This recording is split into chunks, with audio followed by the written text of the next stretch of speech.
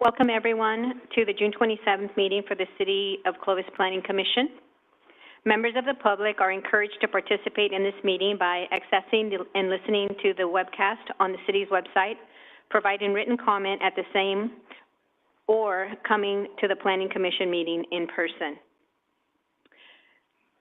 This evening, we have 3 public hearings scheduled for the agenda. And I wanted to make you aware, we have the CUP 2024-004 to allow a parking lot at 201 Bullard Avenue, CUP 2024-003 to allow the congregate care facility at 20901 Armstrong Avenue, and the city RT cleanup and various items related to the RT park. We anticipate several individuals wishing to speak this evening. If you are here to speak regarding the RT park item, you may wish to wait in the lobby outside, or you're welcome to stay here until it's called, and we'll notify you. This just depends on how the seating is, but you're welcome all to stay here. I just want to make you aware we also have overflow on the outside. Okay, at this time, I'd like to call this meeting to order.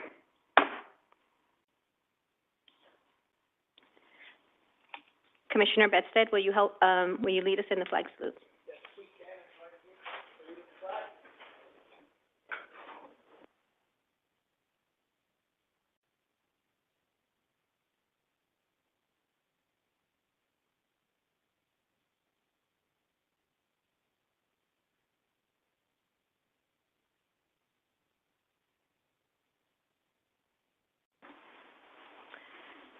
Commission Secretary, if you could call for the roll. Yes, Commissioner Bedstead? Here. Commissioner Hatcher? Here. Commissioner Hinkle? Here. Chair Antuna? Here. And for the record, Commissioner Hebert is absent this evening. Okay, motion for approval of the minutes of the Planning Commission meeting on May 23rd, 2024. I'll make a motion to approve the minutes from May 23rd. I'll second. I have a motion by Commissioner Bedstead and a second by Commissioner Hatcher to approve the May 23rd, 2024 minutes. Commissioner Bedstead? Yes. Commissioner Hatcher? Yes. Commissioner Hinkle? I'll abstain. I was not here for that meeting. And Chair Antuna? I will also be abstaining as I was not present at this meeting.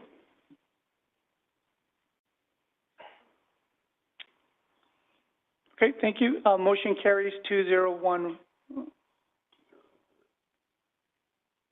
202 abstain, and 1 absent. Very well. Commission Secretary, do we have any comments? No new comments from us. Okay, are there any comments from the Planning Commission? Yes, I do. Just to liven things up tonight. Do you know where your kids store your dad's jokes? In the database? I was approached by some of the residents behind the Clovis Nissan store on Peach and McGill. There's a problem at night with the McGill houses with the lights shining in their windows, so they have to cover their bedroom windows so that the lights don't shine in. And then the second thing is that during the day, the employees park their cars in front of their house and along Peach. And my understanding was that businesses were to have enough parking spaces for their employees. So if the staff could look into that, I'd sure appreciate it for those residents that have asked me to bring it up to you. Thank you. Okay, very good. Now we're going to be moving on to the public hearing comments. This is an opportunity for members of the public to address the Planning Commission on any matter within the Planning Commission jurisdiction that is not listed on the agenda. If you would like to speak, please step up to the podium there and state your name and address for the record. And in order that everyone be heard, we'd like to limit your time to 5 minutes, 10 minutes per topic. Anyone wishing to be placed on the agenda for a specific topic should contact the Planning Division and submit a correspondence at least 10 days prior to the desired date of appearance. Do we have any comments from the floor, not related to any of the items? Okay. Please state your name and your address, please. Oh, there's a little button there. If you want to push it, get on so we can hear you. There you go. I'm Robert Martin. I live at 1238 North Locan Avenue. I don't get the agenda. I don't get any of the notifications. I don't get them because the city of Clovis has never correlated the addresses when we were annexed in near the Research and Technology Park with the building department and their notification system.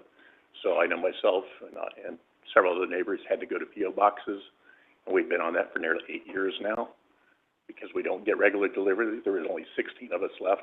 I also, at that time, Planning Commission made a recommendation to council to, for a developer to be approved for a development across the street. LAFCO had required that we be annexed in. We agreed to it. The city put together a decent annexation agreement. What the city did do, though, is even though planning knew that there was a drainage requirement on the north side of Nees Avenue that would handle all the drainage, it was never put in. 8 years, it floods, and it continues to flood. The Research and Technology Park, there's a note on the Fresno Metropolitan Flood Control District's drawings for the north side of Nees Avenue that requires the piping size to be increased so that that water that's on the east side of the canal can actually be drained off and through the proper system. What the city of Clovis did instead was put 3 siphons in, and then they inadvertently, allegedly, put on siphon caps that say Fresno Metropolitan Flood Control District. Council required that I actually meet with the engineers, then acting city manager John Holt and the city attorney. And when they the engineer pulled out the drawings, or pulled out the information, I saw the neon sheet. I recognized it from Fresno Metropolitan Flood Control. It says that you don't create a problem with water drainage.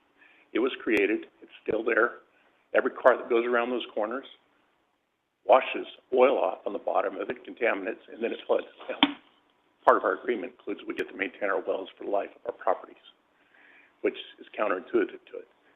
So before any modifications to the Research and Technology Park are approved, I would recommend that the Development Department this time actually look at and see and go through. I did contact Planning.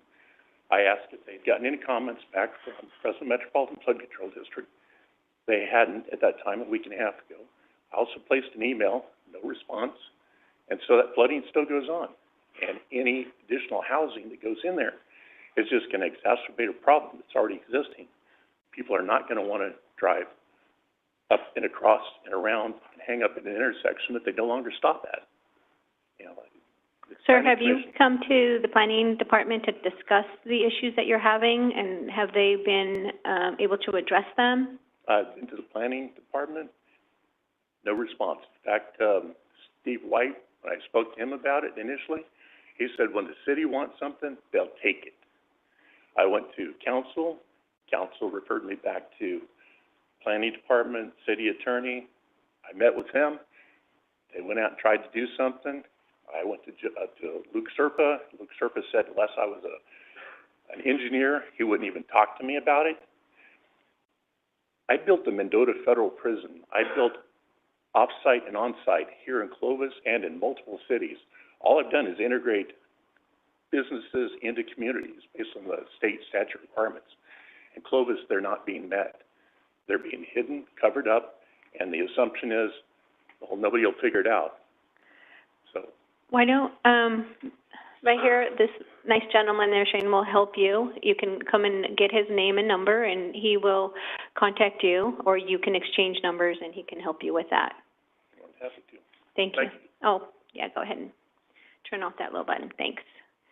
Do we have anyone else in the audience who wants to speak on something that is not on the agenda?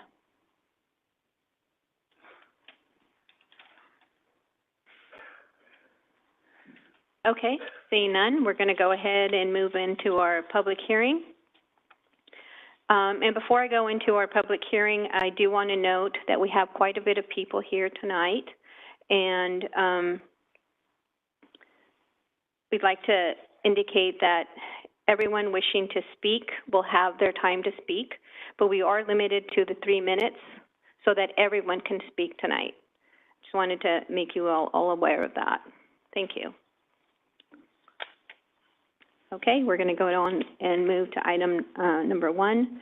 Consider approval for CUP 2024-004, adopting a Class 11 categorical exemption for further environmental review under CEQA, and request to approve a conditional use permit to allow operation of a parking lot with special parking standards at 201 Bullard Avenue.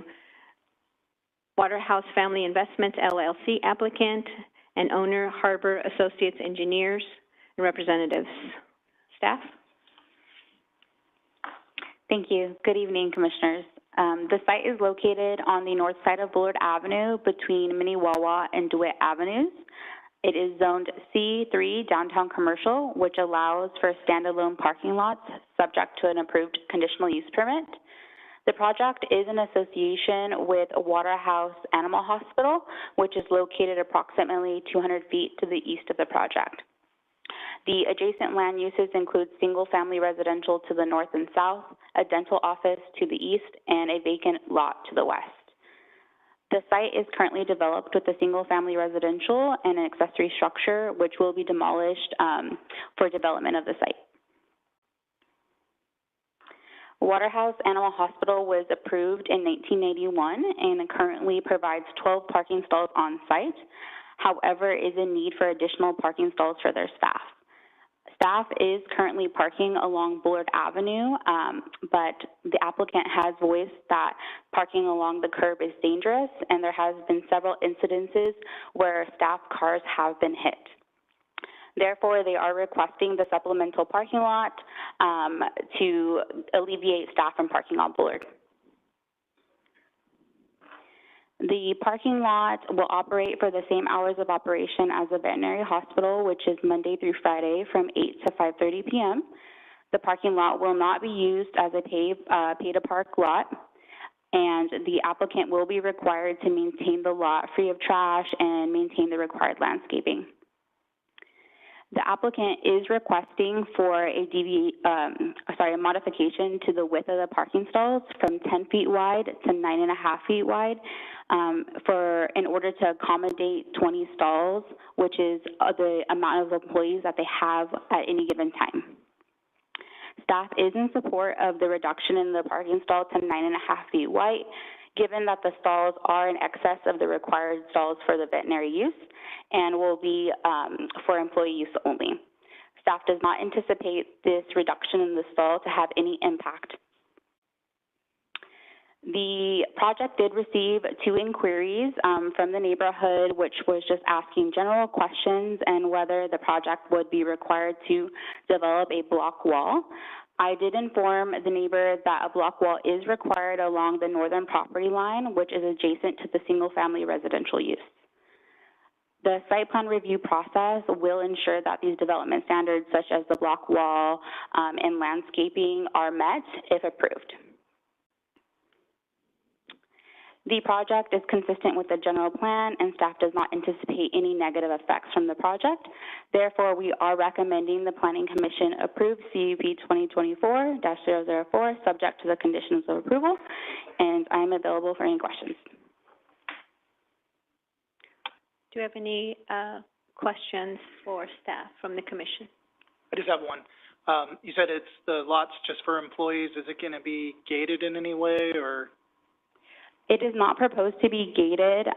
If the lot was gated, it would reduce the amount of stalls they could have because there has to be enough entrance for a car to pull in for the gate to be opened, to not impede traffic on Bullard Avenue. So it's not going to be gated. The applicant will be responsible to maintain the parking lot. So if there's any incidences that happen, they will be responsible to maintain it in a safe environment. Thank you. And then my second question, if we approve this evening, will there, for a parking lot. So we're not going to, it wouldn't authorize food trucks to be in there or other adjunct uses. That's correct. It's for a parking lot for operating vehicles, so we are not approving any type of, Use. yeah, so that's just the parking lot. Okay, thank you. You've answered my questions. Just to confirm, is there going to be signage showing that it is a private lot, not for general public parking? It's not a requirement, but the property owner could put up signage that says private parking, not open to the public, employee only if they wish. Okay, thank you.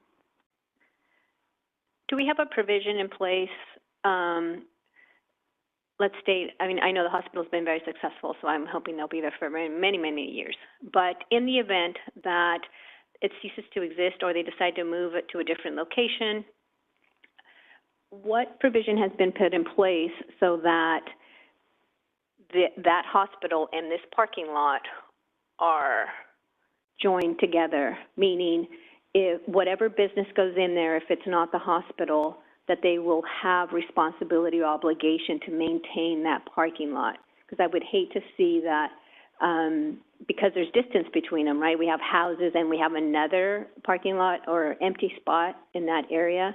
So can you speak to that? Yeah, so currently they have the same property owner, so I think that's the way that we would ensure it. In the event that the hospital moved and sold both the lots, the new current property owner of the parking lot would still have to maintain the parking lot to an acceptable level, if that's your concern. I don't know. Yes, my concern is that if for some case it's separated from the actual business, that it would just be an open spot. So what you're stating is, regardless of who owns it, the condition will always be that that parking lot be maintained. That's correct, and that's what the site plan review conditions will require. Thank you very much. Okay, we're going to go ahead now and, I'm sorry, do we have any other comments from the commissioners? We're going to go ahead and open the public hearing. I'd like to invite the applicant, if he is present.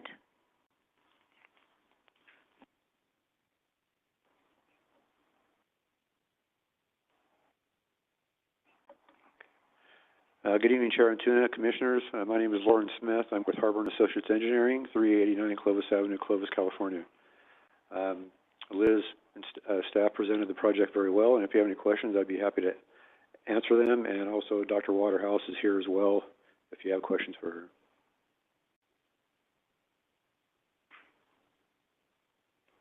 Thank you. Looks like we're good. Thank you. We don't have any clarifying questions for the applicant. Very good. Okay, at this time, I would like to invite anyone who is in support of this project. Please speak up, step up to the podium, state your name and your address for the record. And I do want to remind, so that we give everybody the opportunity to speak, to please limit your time to 3 minutes, and I'll note that the timer is right there behind you. All right. Seeing no one in favor of this project, do we have anyone in opposition of this project?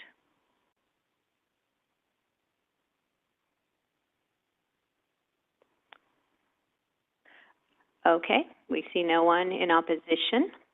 So we're going to go ahead and close the public hearing and bring it back for commissioners for discussion.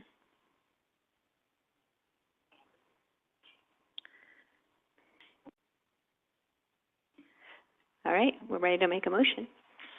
Okay. I will motion that we approve CUP 2024 TAC 004. I'll second.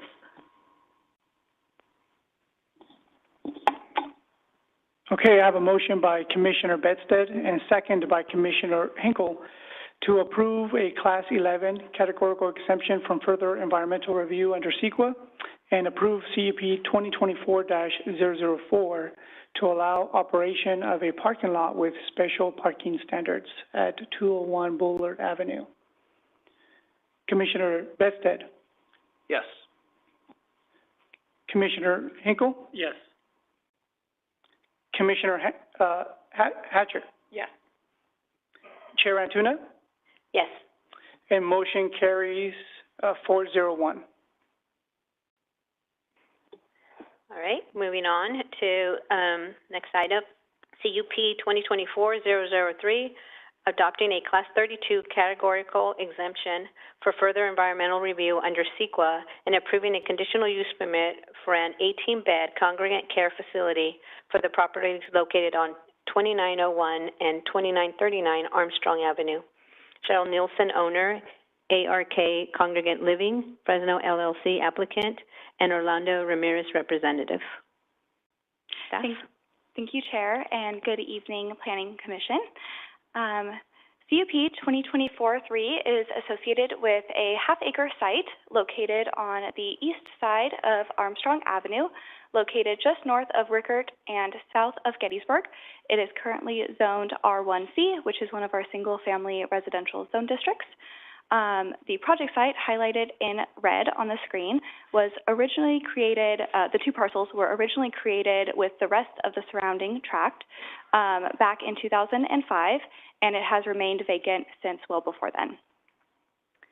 The applicant is proposing a new 6,000 square foot, 18-bed congregate care facility, which would be licensed by the state of California for residents needing a minimum amount of care for 18 months.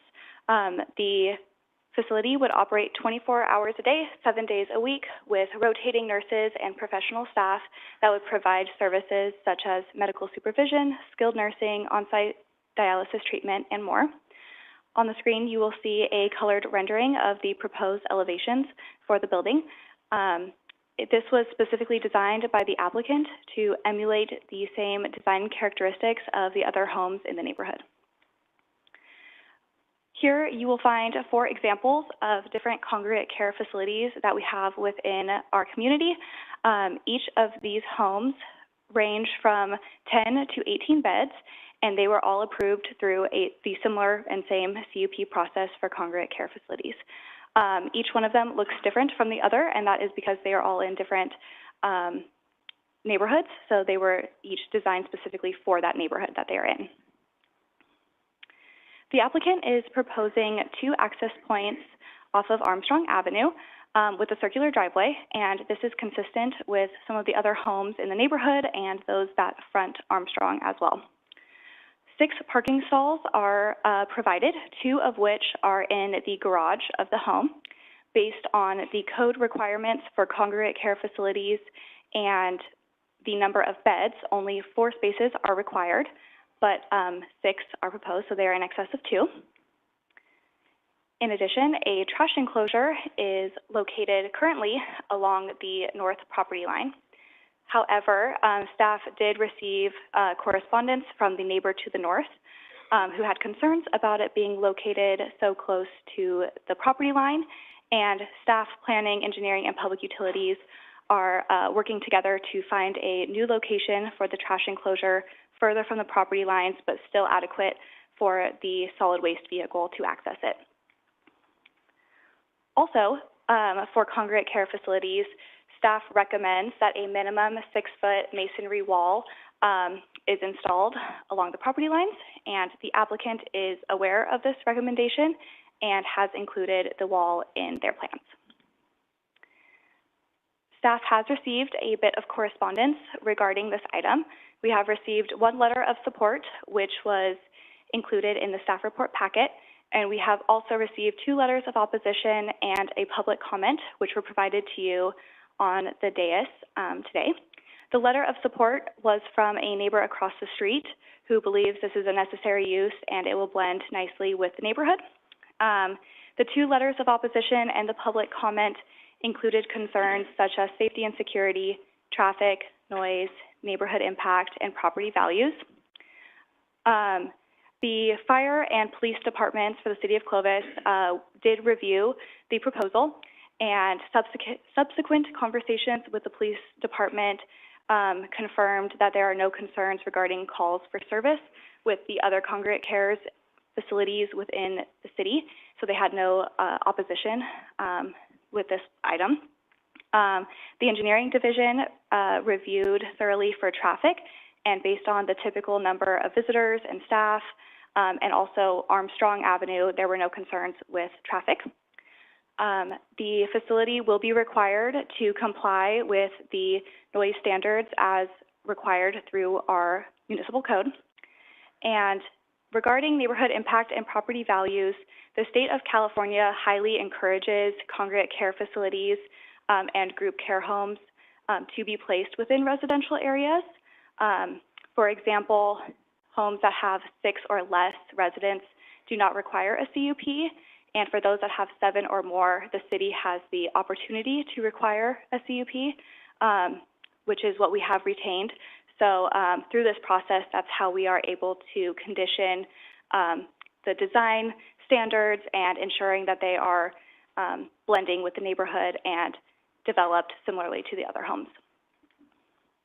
The project was routed to multiple internal and external agencies and divisions, including the school district, and based on the findings stated in the staff report and no opposition from the outside agencies, staff recommends that the Planning Commission approve CUP 24003, and I'm happy to answer any questions you may have.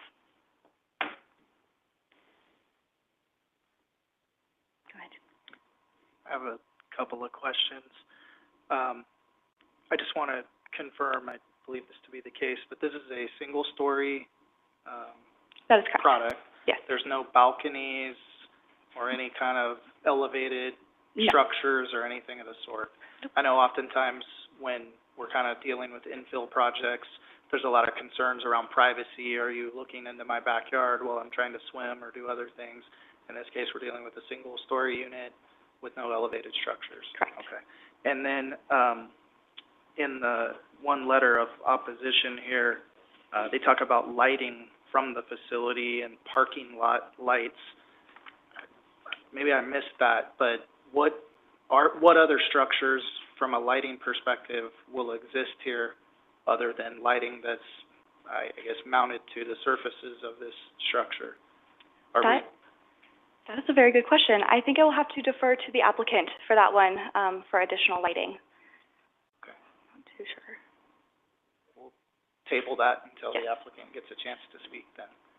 I may have other questions, but I'll stop there and let others weigh in. No, go ahead. I did have, not so much, I guess, a clarifying question, and it's in regards to the parking. Okay. So, you stated that there's 6 stalls that will be part of this project, only 4 are required. In looking at going through this project, it looks like they're going to have anywhere between 3 and 5 staff members on site. So, so that leaves 1 visitor parking, possibly, if they're fully staffed. Okay, and my other question is, are they required to have, like with ADA compliance, are they required to have a handicap parking? So it is possible that you have 6 stalls, 5 people working, and a handicap parking that a visitor may or may not be able to use. So what has been put in place to address that issue? That is correct.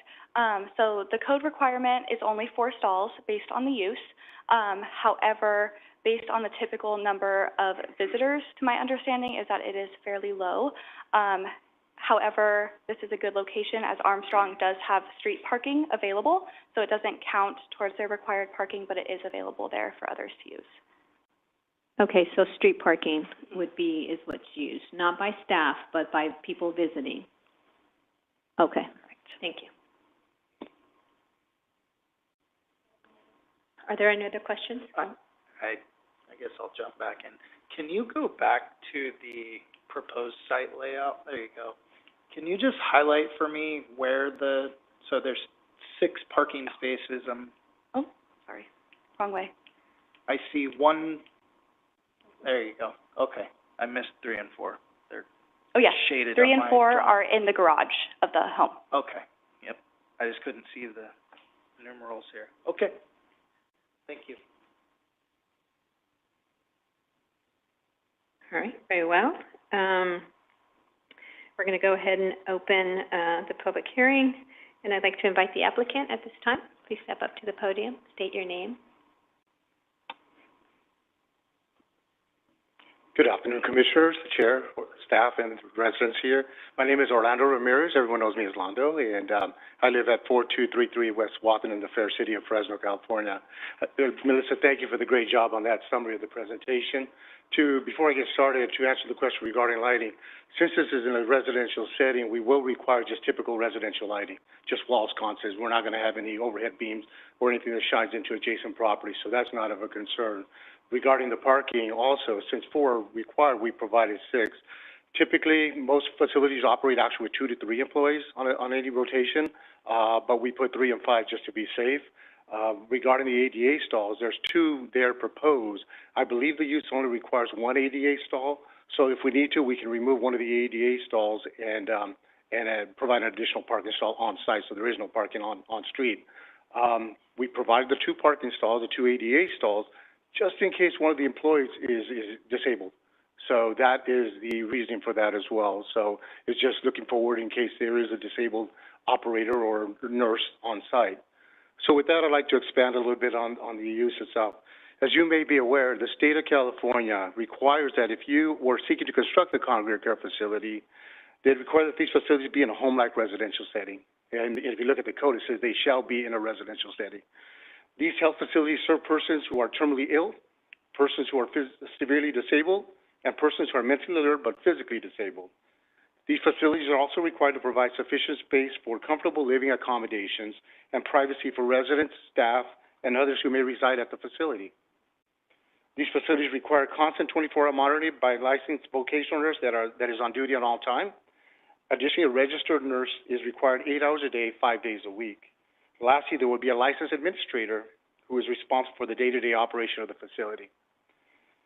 There's quite a bit of consideration that goes into finding a suitable site for one of these types of facilities. In finding sites, we have to find vacant infill land about ½ acre to 1 acre in size within residential districts. We have to make sure that there is adequate street access that does not place the use on interior local streets in order to avoid conflict with the neighborhood. This one uses Armstrong Avenue, which is a collector street. We have to find sites that are within 10 minutes of a local hospital. This site is 7 minutes from Clovis Community Hospital by regular vehicle. We were very fortunate to come across this property that meets all those requirements. Some of the constraints on finding an ideal site such as this is a competition with folks seeking to develop properties under SB 9. The state-mandated state bill that allows for by right development of 4 two-story homes on each of the 2 existing lots. That's part of the California Home Act. Lastly, competing with the city's need to redesignate vacant infill land to high density to meet the required housing numbers. Although this property is not currently considered for high density, there is the option to put this on the list for future consideration. Once we have control of the property, the next step was to see how we could design this facility so that it was complementary to the existing residential environment. We drove the site, taking a close look at the various roofing types, elevations, colors, fenestration. So we went that extra step for this project here, as you can see. And as you can see, our design is a perfect complement to the area and does not compromise the architectural integrity of the neighborhood. The facility will face Armstrong Avenue, and as noted by staff, all access will be from a half-circular driveway and will not affect any of the residents to the north or to the south. In my past experience with these facilities, the question always came up about providing open space opportunities for residents of these types of facilities. So even if residents are limited in their capacity to move, I know that every facility should provide a relaxing and calming outdoor environment for folks to get fresh air and get out of the confines of a room. This private space provides a setting that instantly puts the residents at ease and will make residents feel a deep sense of calm. The open space will include grass areas, bench seating, and a trellis for use by staff, residents, and guests. This area was strategically chosen in that it incorporates established mature trees already in place within the surrounding rear yard areas of adjacent properties, which provides a park-like atmosphere. It's unfortunate that residents within these facilities rarely get visitors. Our hope is that once established, neighbors will see this facility as an opportunity to reach out, volunteering to visit the facility themselves or with their children, using this as a learning experience to read, work on puzzles, or simply just talk to the residents. We've seen that happen at 648 West Sierra and 350 Villa, the other two congregate care facilities. Now, the Clovis General Plan specifically identifies these types of uses and its goals: to create a range of housing opportunities and choices, provide mixed land uses, provide projects that add diversity and housing to the area. The city's adopted housing element also identifies these types of uses in its goals and policies.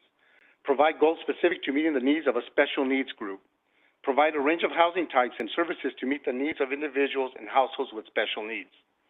Assist in local and regional efforts for the development and maintenance of housing designed for special needs populations such as the elderly and persons with disabilities. Ensure equal access to housing by providing reasonable accommodation for individuals with disabilities. Although not required, we felt it important to reach out to area neighbors. So we reached out to a 300-foot radius with a mailer approximately a month ago that included a brief description and a site exhibit. We included any contact information as well. We did receive a few responses, primarily that it was a good use, although it wasn't anything they would want to see in their neighborhood. We did receive one letter of support, which is included in staff support report. After that outreach, we received a call from one of the neighbors indicating that a few of the area residents had additional questions and concerns. So my team scheduled an informal meeting with those interested individuals. We met at the Panera on Shaw within Sierra Vista, where we met with 3 neighbors. I explained that the site does not go into their neighborhood and that the use, when completed, will not generate any negative impacts or affect their quality of life. Unfortunately, the neighbors still felt that the use is best suited elsewhere, citing property values, EMS calls for service, and location of the trash enclosure, which has been addressed tonight as well. In conclusion, these facilities are a much-needed part of the Clovis community. There are 2, and there's a few existing facilities, but they are located in the northwest part of Clovis. This facility will be situated in a great area that provides a facility where staff will come to work every day with the goal of maximizing patients' outcomes while providing them with comfort and medical attention.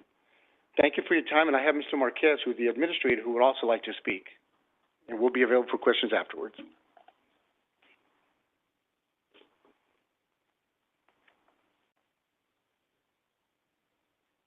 Good evening. My name is Jose Marquez, 2868 East Shepherd Avenue, Fresno, California.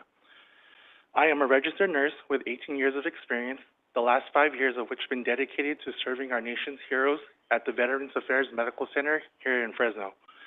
I am here today to express my unequivocal support for the proposed congregate living health facility, as I believe it will address a critical, unmet need in our community's continuum of care. Throughout my career, I have observed the significant challenges faced by individuals with complex medical conditions and their families when seeking appropriate living arrangements. The proposed congregate living facility offers an innovative solution, providing a supportive environment that seamlessly integrates medical care with opportunities for social engagement and personal autonomy. My experience serving our nation's heroes has demonstrated the profound positive impact the congregate living can have on veterans grappling with chronic illnesses and disabilities by fostering a sense of community and belonging while delivering high-quality medical care. Congregate living has empowered countless patients to achieve a level of well-being that may have been attainable in other settings. I am confident that the proposed facility will extend these benefits to a wider population, enhancing the quality of life for numerous individuals and their families in our communities. Beyond the direct benefits to the residents and their families, the proposed facility promises to positively impact the broader community by offering a local option for specialized care.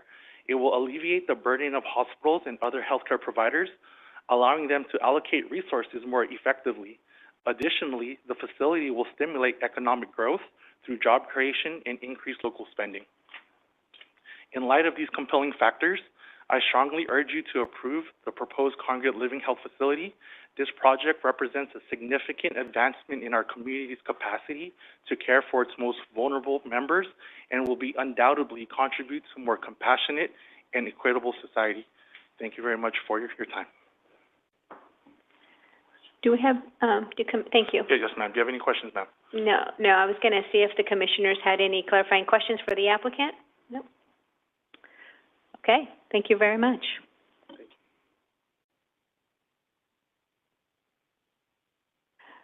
Okay, at this time, I'd like to invite anyone from the public to speak in favor, who is here to speak in favor of this project. If you can please step up to the podium and state your name and address for the record.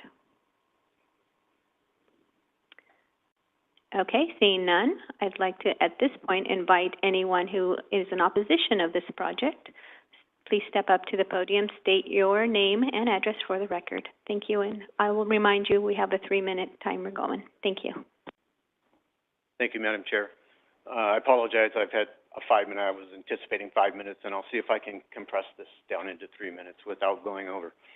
I do appreciate the opportunity to speak with you tonight. I am Steve Henry, 2226 Indianapolis, here in the city of Clovis. My property is adjacent to the development, just 4 houses in from the corner. My concern, I am also the author of one of your letters that's in your package. My concern is the homes adjacent. We all understand that this particular facility is necessary, but it also has an impact on the homes that are there currently. Like I said, we've been there, a lot of the owners have been there since the inception of this subdivision. We all know that buying a house is an emotional decision. If you have a house that's worth $500,000, you have another house that's worth $500,000, one backs up to a congregate living or this monstrosity that they're proposing to you, that's a commercial building. The emotional decision is to go somewhere else. So that homeowner is going to see that damage by trying to get people to buy that property that's backed up to this commercial building. They're going to have to lower the value of that property. That's the impact that you're going to see. And one of the properties I know, and he's here tonight to speak for himself, and they've been there since the inception. I would ask a rhetorical question of the commission. If you just think about it, in your backyard, take away from whatever's behind you and put this commercial building behind your home, would you want it, or would you be standing up here in opposition as well? The 5-foot setbacks for the homes, our setbacks on our side, that's a side setback. You have 20 feet in the front, 25 feet in the front, 20 in the back as your setbacks. But the back house is the people who have sold the land. This land was 2 residential lots. I've been in my property for 33 years. I've seen a lot of development come and go. I've also had to endure the subdivision coming in behind me. I knew I was at a place. It was an infill project. It was residential. I even got a 2-story house looking down into my backyard out of that subdivision. But I never opposed it publicly because I knew for the good of the neighborhood, it was an infill project that was residential. This is not residential. Look at this building. Double wide glass doors with a lobby. Symmetrical windows going across the front of the building. If you looked at the 4 pictures that they showed you of the other properties that are congregate living, 3 out of the 4 of those look like residential properties.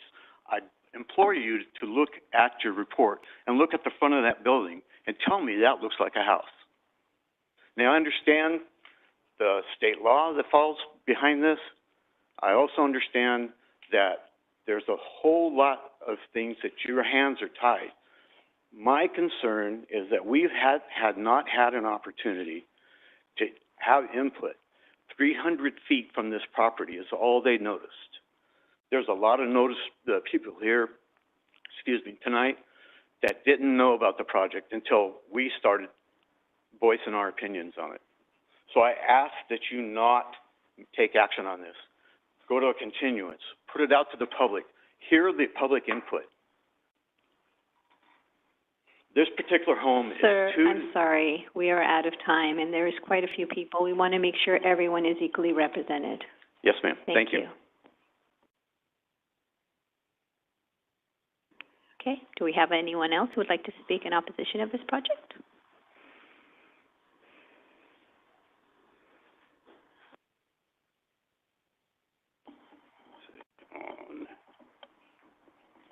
Okay. I'm going to try to hurry too because I thought we had 5 minutes. I appreciate the opportunity to speak at this Planning Commission meeting, so commissioners and advisor and people in attendance. My name is Tom Judd, and I'm a retired homeowner on Indianapolis Avenue. After reviewing the plans and meeting with Mr. Ramirez about the proposed congregate healthcare facility on Armstrong, I am opposed to the construction of the facility in this present form for numerous reasons. First, this neighborhood is comprised of single-family homes. I am not against a health care facility in our area, but the proposed project is for an 18-bed facility that is 2 to 3 times larger than any other homes in our neighborhood. The plans show a structure approximately 6,000 square feet, which does not blend in with the structure planned in the residential neighborhood. Even though this is a fairly large lot, they said a half an acre. I thought it was larger than that. It is too small for this type of planning. It does not look like a single-family residential home that blends into the neighborhood. Secondly, there are only 6 planned parking stalls on the property, which include 2 handicap spaces. I was told that there would be 3 to 5 staff members proposed that are working at the facility at one time. If any guests come to visit the residence and they are not handicapped, they will not be able to park within the designated structured area, especially if there is any type of special events planned, Christmas, Easter, religious holidays, birthdays, and so on. Where are the visitors going to park? In front of the neighbors' houses? Armstrong Avenue is already a very busy street, and the cars are already backed up quite a few distance from Armstrong Avenue during key times of the day, making it difficult to turn into traffic as they come as now. Thirdly, the plan shows a 3-foot gap in between the neighborhood fences and the proposed healthcare facility. I was told it would be 8 feet. No one wants to look out at their backyard and see a structure 3 feet or even 8 feet away from their fence. How is this large facility going to blend into the neighborhood? It seems like the structure will take up a wider area than the homes around the neighborhood. And of course, we talked about the trash container right in back of the neighbor's house. That's not right. Another concern I have is that the communication for this project has been inconsistent. I received a letter. Neighbors received 2. Another neighbor received 1. There's also, I was told there was no retaining wall when we were at our meeting. Then we're reading it, and there is a retaining wall. I definitely would want a retaining wall if I'm that person sitting back there. I don't want my fence to be out in the open, and I would not want a trash can behind the facilities when I'm entertaining guests, family members, and so forth. Let's see. I'm trying to hit the points I need. Sir, I apologize, but you are out of time. Okay. Well, in conclusion, both my wife and I have worked for Clovis Unified School District for 38 years. The Clovis Unified has always had high standards for their students, community, and their employees. That is why the city of Clovis is proud of Clovis Unified. The developers and realtors use Clovis Unified as a selling point in the city. I hope and believe that the city of Clovis has the same high standards.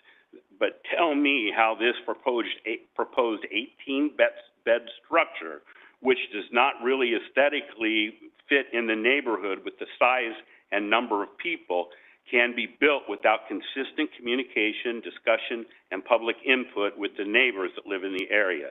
I would happily assume that the developers and/or the public commission, Clovis Public Commission, would do their due diligence in public input. This should be a minimum requirement. Input from the stakeholders is essential and for a successful planning project. I'm almost finished. How can this project be finalized before gathering and utilizing neighborhood input? Transparency is a vital part of the school district, a successful company, just as it is for a successful community. I propose that a continuance be put into effect to include neighborhood meetings to review in detail the proposal set forward for this project, since it will ultimately affect an entire neighborhood. All neighborhoods should have the opportunity to ask questions. Neighbors have questions and share their concerns with the Developers and Planning Commission. Public neighborhood meetings set up by either the developers, I'm assuming not the Clovis Public Commissioner, would be an asset to this process. So again, thank you for giving me the time to speak. Okay. Do we have anyone else who would like to speak in opposition? If so, go ahead and step up to the podium. State your name and address for the record. And I once again remind that we have a 3-minute time limit. Thank you. Hi. I'm hoping to give some of my time back to Tom. My name's Kelly Reel. I'm one of the folks who submitted one of the opposing letters. I live at 2218 Indianapolis Avenue. And I'm thankful that you guys are here to at least hear some of our concerns. I think the points that have been submitted and what's already been said kind of speak for themselves. But I did notice that one gentleman said that it's not required to reach out to the public. You know, it's not a requirement. And so, one, I'm glad that they did.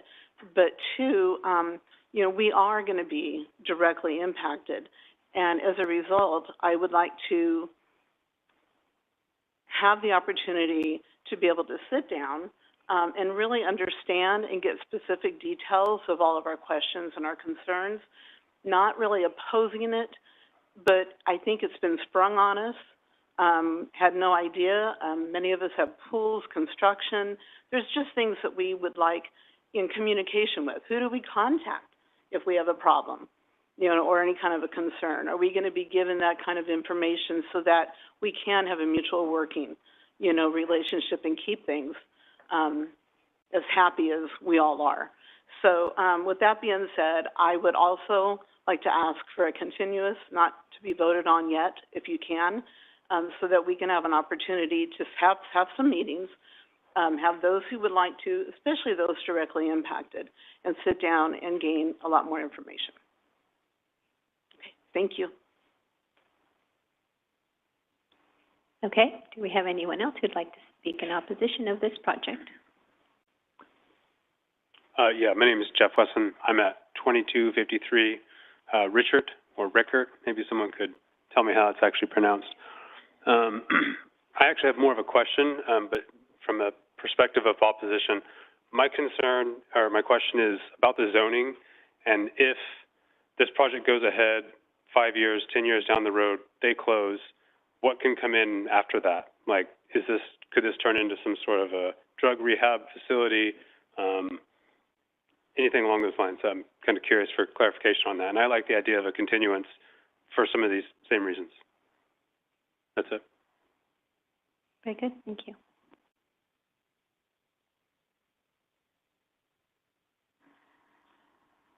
Do we have anyone else who would like to speak in opposition? Okay.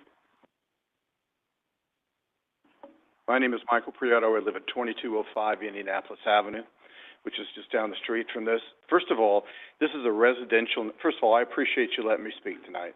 This is a residential neighborhood. There is no commercial property within 1.5 to 2 miles of this. Okay, people build homes here. We built our home there, spent hundreds of thousands of dollars on it. We need to be able to keep this as a residential property. So I'm going to talk about some of the points here since my time is limited. First of all, this is not a home. It cannot be spoken of as a home. It is not a home. It is a commercial property. There are children that walk by this spot from Gettysburg Elementary every single day, except for maybe during the summer. And to talk about 6 parking places for an 18-bed facility is absolutely ridiculous. Our mother was in the hospital, was in a rehab facility last year, and there must have been over 100 parking places in there, and it was full all the time I went there. I had to park in the back every single time. To think that 6 parking lots is vaguely close enough to what needs to be there is absolutely ridiculous. And to even propose that is really an affront to our intelligence. There is not parking on Armstrong Avenue. I once parked there and got a ticket from the city of Clovis years and years ago. So that argument that they gave is incorrect. Plus, there are thousands of cars that go on that spot right there, Ashland on Armstrong between Gettysburg and Ashland every single day. You're just going to increase the traffic that's going to come from this facility. And there are accidents that I've seen myself over the years, lived there nearly 20 years, built that house in 2005. there's going to be more accidents there. There's going to be more issues that are going to be in that neighborhood because of this facility. And what that gentleman said, if this facility fails, and I'm an entrepreneur, so I understand business. I've been in business since I was 19 years old. I'm 65. So I know a little something about business. This facility goes under, they're going to look for a way to change this into something else. And if it becomes a drug rehab facility, where do drug dealers like to go? They like to go where people are getting, where the druggies are. I know that sounds kind of harsh, but it's actually true and it's a reality. And you've got a school right across the street, Gettysburg Elementary. Nobody thinks about that. I 100% understand a facility like this, and it's definitely needed, but it doesn't belong in this neighborhood. There's plenty of places in Clovis where it could be. And here's another item that nobody's really thought about. What's one of the major things that's happening right now is that people cannot find homes to live. Clovis is a growing city, lived here since 1973. It needs homes, single-family residences. This facility could be placed any other place in Clovis that's in a more commercial area or in a park area, this industrial park. I don't know if that's the correct kind of place for that, but it could be placed other places. We didn't even know about this until a week ago. Luckily, our neighbor was kind enough to let us know this was happening. Nobody let us know. I couldn't write a letter to you or anybody else and say, hey, we don't like this, we don't care for this. We didn't get that opportunity. We have built a life here. We all have spent huge amounts of money. I know my time. We have spent huge amounts of money, and 3 minutes really isn't enough time for something as significant as this. This is our lives that we have here. And people do need help, and they do need facilities like this, but it doesn't need to be here. A 6,000 square foot facility in the middle of the average home in our area is maybe 2,700 square feet. This is more than double or larger than any other facility there. It doesn't even look like a home. I implore you to please consider these things. Consider the people who came here. Look how full this is. People care about their neighborhood. And we're asking you to care about what we think about. Since we've been paying taxes in your salary for decades. Thank you, Mr. Prieto, for your comments.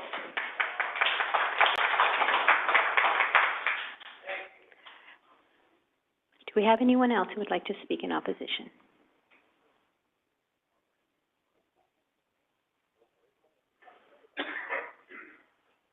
Hello, everybody. My name is Miro Lazovic. I own 2024 Indianapolis Avenue house, right where they want to put that facility.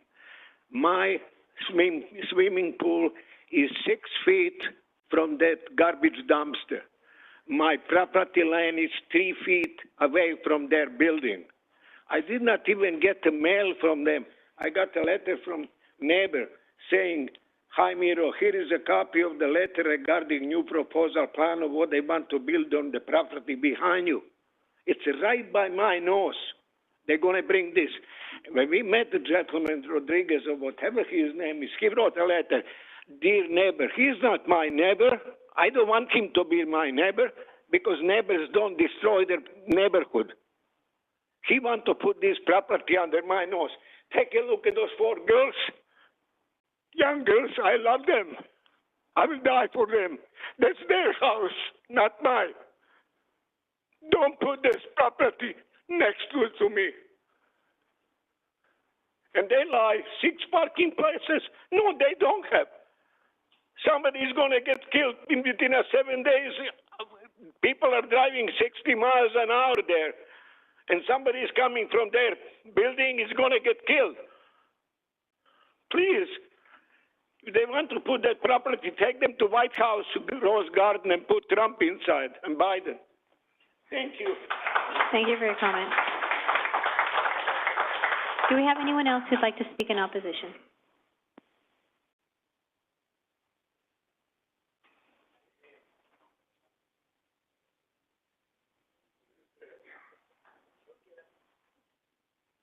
Good evening. I really wasn't prepared to speak tonight. I'm just going to look at my phone at a couple of notes that I'd shared with somebody earlier today. there's a lot of passion being spoken in this room tonight. Could you please state your name and address for the record? Forgive me. Nancy Richards. I live at 2833 Carolina Avenue. So I'm in the general vicinity, moved there 33 years ago, moved there because of the neighborhood, because of the type of neighborhood it was going to be.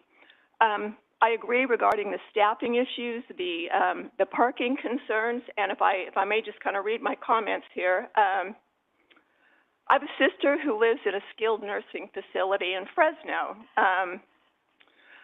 I quote here my words, not sure the staff-to-bed ratio for 18 beds, but I'm thinking one RN, a couple of LVNs, and a few CNAs, not to mention the folks who come into the facility for physical therapy, x-rays, etc. For all intents and purposes, all medical care comes to the facility. So, for example, my sister needs a chest x-ray. They come in. My sister has lab work. They come in. The doctors, the podiatrist, the psychiatrist, every single doctor comes to the facility. So we're back to 6 parking spaces of concern. Let's see. P.S., what about parking for food staff? Question mark. Laundry? Question mark. Various delivery trucks. An 18-bed facility takes numerous people to help and assist the patients. So, thank you. Thank you. Thank you. Do we have anyone else who'd like to speak in opposition of this project?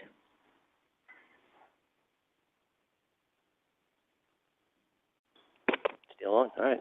Matt Schertz, 2278 Rickert Avenue. I live well within 300 feet of this proposed commercial building. It is not a home. I'll reiterate that. It is not a home. I was not notified in any way, shape, or form, nor were many of my neighbors on Rickert Avenue that live much closer to this proposed commercial building. I'm a registered nurse anesthetist. I've worked in nursing for over 30 years in various capacities, including at long-term care facilities. And as has been stated, all care for these residents will come to this facility. That means ambulance visits all hours of the day and night. Ambulances coming in, coming out, coming in, coming out. Okay?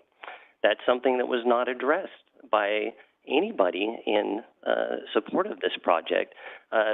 Unlike other people that have spoken, I don't think there's any need for a continuance. This is an absolute slam dunk no.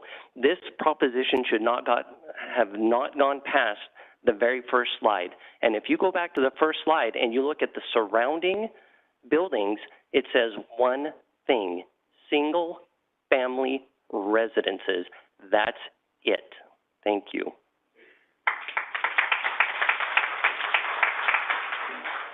Is there anyone else who'd like to speak in opposition of this project?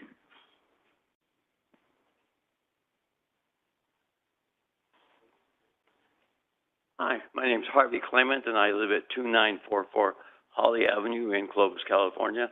I've lived there since 1992, and I just recently found out that they're going to build this huge facility, an industrial complex from my viewpoint, compared to the single-family housing that I've enjoyed since 1992. So I am very much against a huge commercial building being stuck in front of somebody else's house where their lawn or whatever else should be in a single-family residential area. So I'm very much against it.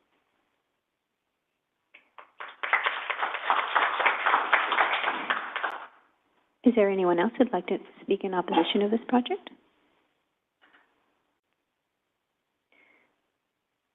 Okay, seeing none, this is the opportunity we'll give the applicant for any rebuttals if you'd like to address any of the comments. Thank you, Chair. I think the only thing I agree with is that we should not get a continuance. I think this project is a sincerely good project, so I think we should receive the support on this. Regarding the setbacks, they indicate that it's 3 feet away from the side property. We're actually 8 feet from the side property on the northern side. The code requires 5 feet. On the opposite side, we're about 45 to 50 feet away from that property line. So, and we're more than 25 feet from the front property line. When we initially designed this project, we had it recessed all the way to the back, which would require rear yard encroachment. There's a 20-foot rear yard setback. I said, no, we cannot encroach on people's rights. We need that open space. So we moved the building right to the front, 25-foot minimum setback. That's why we do meet and exceed all the setback requirements for that. They said this is a monstrosity. This is a 6,000 square foot building on a 25,000 square foot lot. There are lot coverage restrictions in the R1C zone district. It allows for a maximum, is it 40%, George? 40% lot coverage. We're at 28% lot coverage with this structure, garage, and trellis. So we're nowhere near the maximum lot coverage on this site. The gentleman talked about 30 years experience as an entrepreneur, whatever. I have 30 years of experience as well as a planner. I have seen a dozen of these facilities sitting on this side of on the table on dice. And I have worked with clients and applicants. I've done neighborhood meeting after neighborhood meeting. It was not required to have any kind of outreach. We did, out of courtesy, a 300-foot mailing radius. We got that list from the city of Clovis that gave us the most current tax assessor roll, providing us the 25 property owners that live within 300 feet. So we did that noticing. We had 2 outreaches. I received phone calls. I called back. I returned calls in the evening to anyone that had any questions on this. So we went above and beyond what was required to notify the neighbor. Unfortunately, there's neighbors that live 500, 600 feet, 800 feet away. The only time we do those kind of notifications is if it's a general plan amendment. General plan amendment requires an 800-foot notification. Rezone requires 600-foot. Conditional use permits 300-foot. We did that. We met those requirements.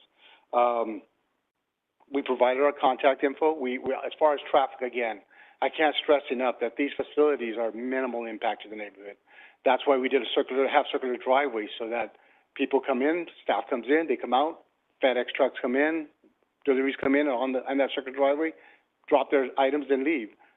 Cooking, it's all on site. There's kitchens proposed on this facility.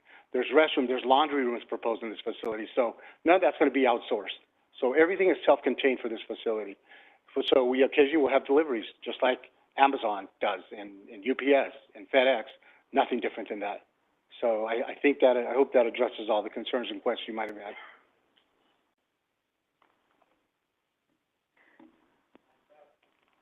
I actually have a couple of questions just before you leave. Can you tell us again how many staff will be, I guess, working at the facility at a given time, approximately? I know on our operational statement, we said 3 to 5. Jose, can you expand on that? Are we looking at 2 to 3, 3 to 5, and 2 to 3? Jose, do you want to step up to the mic? Just so everyone can hear you. Thank you.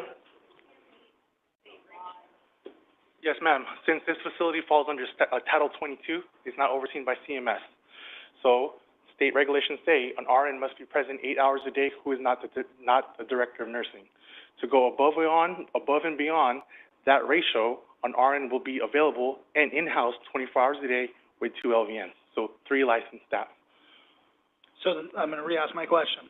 There will be 3, I'll call it full-time employees that will occupy that facility through shift work or whatever. Yes, sir. So when we're looking at the parking, there's 6 spots. We could surmise that if each of them drive by themselves, 3 of the 6 would be occupied. There would still be 3 additional parking spaces. Yes, sir. And I'm listening for a couple of things here because, you know, the parking is a little bit of a concern for me. I think Londo addressed, you know, that a lot of things are not going to be outsourced. The laundry will be done in-house. The cooking will be done in-house. Yes, there may be food brought there or other things. I'm not sure what your operations are, if someone goes grocery shopping or if someone drops it off. But the comments about medical care, are there going to be individuals coming into the facility above and beyond your RN and LVNs to provide medical services to these folks? Oh, with that, sir, so it would be contracted specialties. So whatever that's needed for the patient. So an ambulance will not show up 3 o'clock in the morning to pick someone up unless it is an emergency, sir. Yeah, I understand that. I mean, we can't predict when something will happen with an individual. I'm just trying to understand the volume of... Yes, correct, sir. So there is going to be 24-hour nursing care provided to this facility, sir. Okay, thank you. You're very welcome. I have a follow-up question. Possibly you can, there was 2 comparisons made here. One was a rehabilitation center and one was long-term care facility. So I know that what you're presenting is different, but Correct. perhaps you can speak a little bit on that, so it's not similar to those. So a long-term care facility is overseen by CMS, which is regulated by the federal government. Our project is only regulated by Title 22 from the state of California. So let's say Sierra Vista. Sierra Vista has a bed capacity of 180 patients, 180 residents. So of course their parking is going to be overflowed because their staffing ratio is more, right? Because we have to go for per patient per day per CMS guideline. So we are not held by CMS standard, which is the federal government. We're only held by and overseen by the California Department of Public Health through Title 22. Chapter 5 is the state of regulations that we are under. Very good. And one of the other comments was in our packet, it stated, and Lando also spoke on it as far as visitors. Perhaps the visitors at your location, because of the type of patients that you will service, is different than a long-term care or rehabilitation, or is it similar? Yes, ma'am. According to the regulations of category A, B, and C, these patients are classified as catastrophically ill.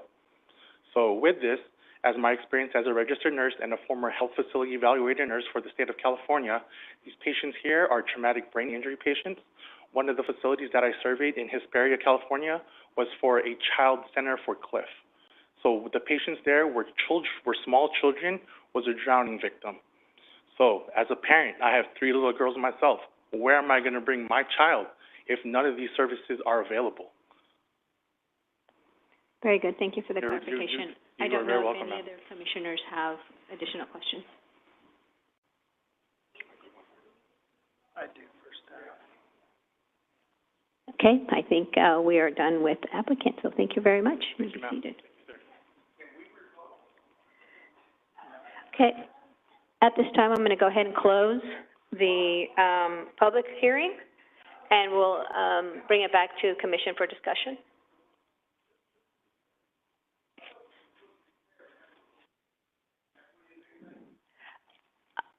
Staff, do you have any clarification for any comments? I do not have any additional comments, but if you have any questions.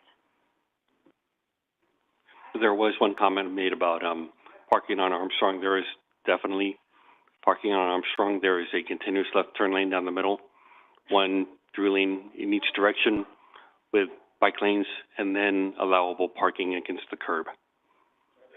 Thank you very much. Thank you, audience. We've all had an opportunity to speak. Thank you. We're going to bring it back to commission for a decision.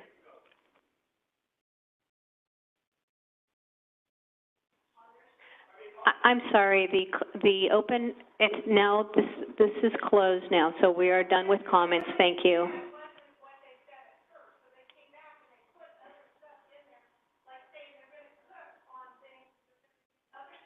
Okay, so now we're going to bring it back to the commission for discussion. Thank you. We've heard a lot tonight. Unfortunately, things have changed in Sacramento that affects Clovis. I don't know if all of you understand, there is no more single-family resident zoning in California. If I want to take the house next to yours and put 2 small ADU units in the back, if there's room, I can do it by right. Okay, excuse me, I'm talking. Okay.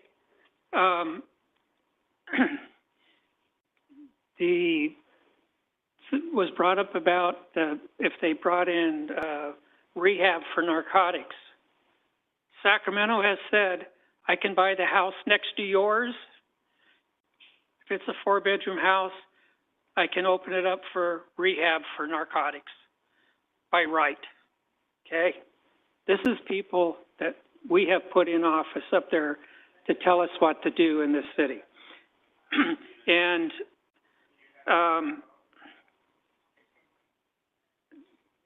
the development of units like this can be done anywhere in Clovis by right from Sacramento. So that's, excuse me. So these are things that we have to put up with. You have to put up with. Okay? And if it's a law, you have to put up with it. If the cities don't put up with it, then they get fined. You can go to Sacramento and you can find it. Okay. Now, excuse me. Did I interrupt you when you were talking? So please be quiet. Please be a good citizen of Clovis. Clovis is known for good citizens and the way of life. We have a lot of things put on us that we do not like, and you're hearing it today, and yourselves, you're feeling it.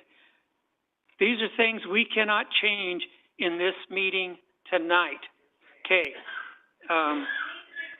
The other thing is that facilities like this are 3 to 6 month waiting to get into today on it. And it's something that's needed, and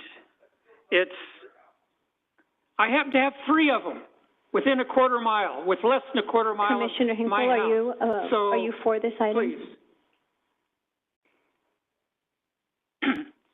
These are things that are needed. If you don't realize it, that the population in United States is growing older at a very, very rapid rate. They predict today that by 2030, in the United States, there'll be 1.3 million people that are 100 years or older. Okay? And this older generation is going to be needed to take care of. In the housing industry, if they wanted to do something today, whatever they do today is 4 years out before it's actually made available. So this is something that we can do today to take care of this generation that's coming before us at a very, very rapid rate. How many of you have parents that are in their 80s today? Okay. Now,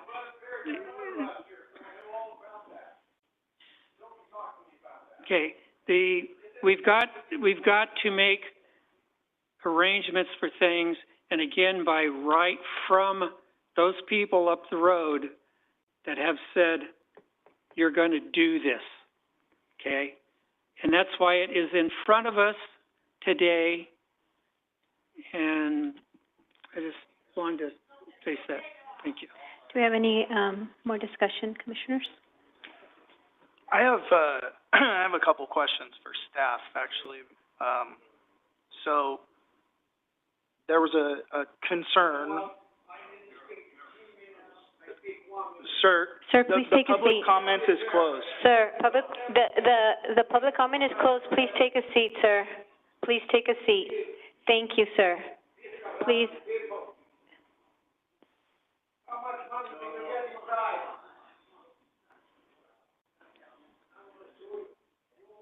My question for staff, there was a gentleman here, and I apologize, I did not write the name down, but he asked what can happen to this facility if it's sold or, something changes. And I think that's an important question. Right now, what's in front of us is a conditional use permit or a CUP to approve this congregate care facility.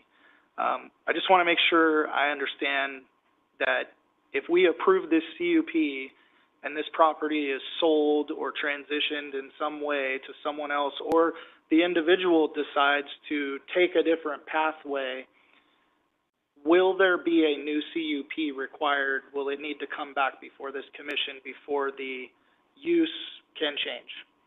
The type of patients that are treated here. So I'd like to understand that. Yes, that is correct. So the congregate care facility definition is part of the medical services extended care. So if it does not fall under the same operating standards as the extended care portion and exactly what we approve here today, then they will need to have a new CUP with the amended operations, and it would come before the Planning Commission. Okay, so I just want to make sure that for all of us, as we take action on this in whatever manner is decided, that we're clear on what we're voting on. So thank you for clarifying that. My second question is with regard to the architectural design. I'm looking at some things. I've heard some concerns tonight about whether it integrates or not. I think that's certainly debatable and through the eyes of each individual. But what's in front of us here, will there be a site plan review of sort? And for those not familiar with the terminology, is that there's essentially a design forum that does not fall within our jurisdiction, but is directly with the city staff. So will there be more architectural design decisions? We're not voting on how the building's going to look tonight. That is correct. Following approvals, the project would go through the site plan review process, which is done at the staff level, where we would look at the site specifics, including the setbacks, the trash enclosure locations, the specifics regarding the parking stalls, and even the elevations and the architectural element as well. Okay, thank you. I have one question for staff. Regardless of the outcome of our vote tonight, does this go before council? It would not go to council unless appealed to council. Okay.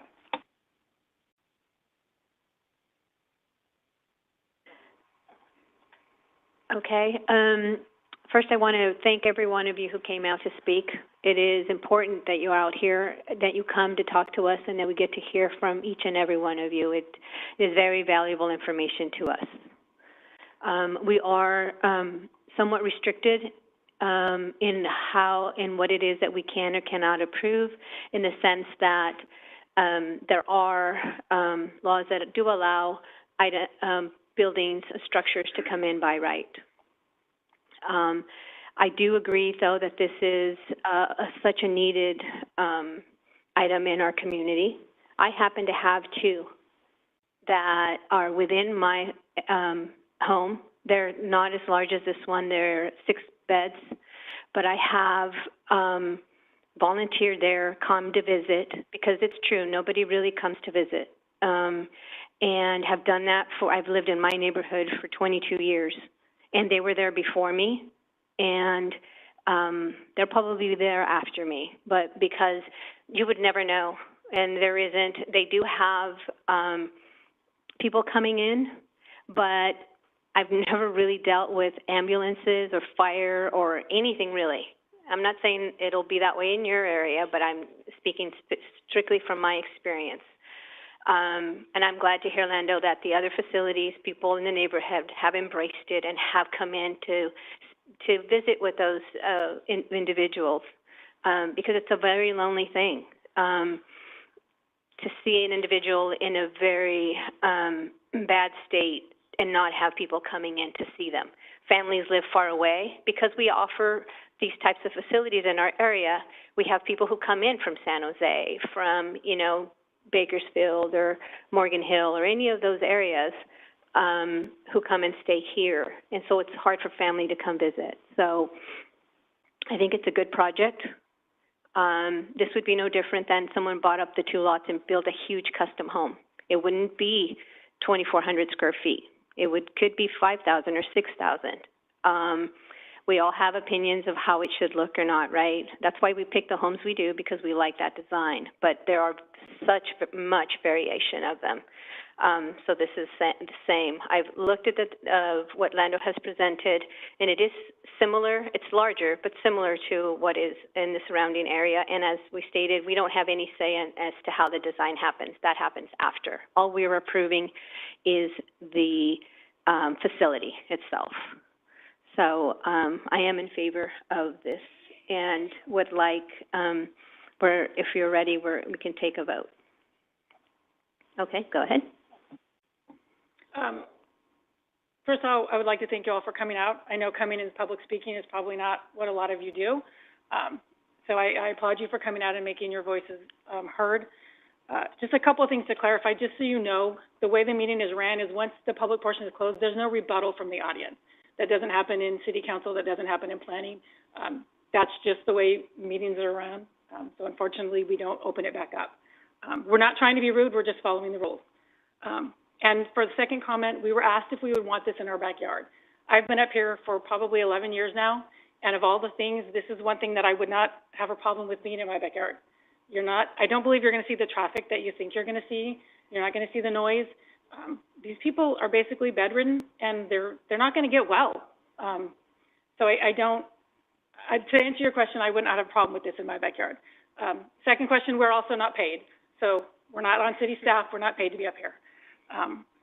As for the facility, I think the design of it looks really good. I mean, if I had a house like that next to mine, I would have no problem with it. And again, if you can please not speak out of turn, we try to let everybody have their option. I'm sorry? It is America, but we do have rules that we do follow for the meetings. I know that there is parking on the street. I know some of you don't believe there is. We looked it back up. There is public parking. I don't think there's going to be an issue with parking. I don't think, personally, we get a lot of people that come out to these meetings and don't want something in their backyard or their front yard or next door that isn't just like what is there now. Just because there's an empty lot next to you, it does not mean that is always going to stay in a single family home just like yours. That's not how planning and development works anymore, especially in the state of California. I don't see a problem with this particular development. I think it's located in a good area. I think it is desperately needed in the Central Valley. If anybody has tried to find this kind of care for any family member, you would know that it is very, very limited and very hard to find. So I do not have a problem with this issue, and I will be voting in favor.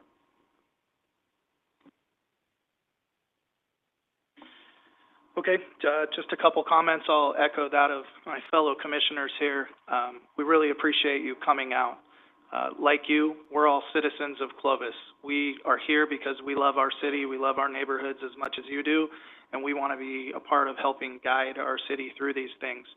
There's never going to be a perfect outcome. Everyone can't always win. I think as I sit here, and I'll speak for myself, but I think I can speak for my fellow commissioners, you know, we are looking for things that can integrate and provide different services without disrupting the way of life for folks. As I look at this project, I think that it's been thoughtfully planned out. The lot is very large. There are setbacks, tremendous setbacks on one side, others that exceed that of which is required.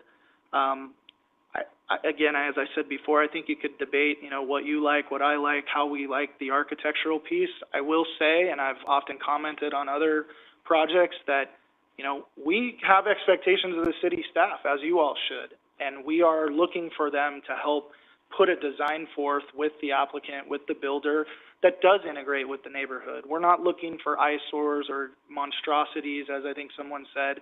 I asked a lot of questions tonight so that I could understand the profile of this as well. You know, we hear things about, you know, privacy and people looking into backyards. We want, whether it's a commercial product or it's a residential outfit, we want people to be neighborly. We want folks to create barriers and setbacks and things that preserve and keep privacy. And I see all of that being provided here. I don't think we're trying to maximize everything. Obviously, they're trying to be able to maximize the amount of care that can be provided in this location, and I think everyone agrees that it's much needed, even if we're debating on where that's going to live or be placed at. For an infill property, again, I think Armstrong is that street. It works well. It's not coming into an interior street, so I don't have tremendous concerns with the traffic. Parking, I think, is one of those challenges in anything. We just approved a parking lot tonight. You know, we're, again, looking for the operator to run a good business, utilize those spaces well, again, in the interest of being neighborly and not becoming a nuisance for folks. But based on what I'm hearing tonight, I am in support of this project. And again, thank you all for coming out. We always want to hear your comments. Okay, with that said, I invite a motion. All right, I'll go ahead and motion. Motion to approve, CUP 2024-003, adopting a Class 32 congressional exemption, from further environmental review under CEQA, approving the conditional use permit for an 18-bed congregate care facility, for the, properties located at 2901 and 2939 Armstrong Avenue. I'll second.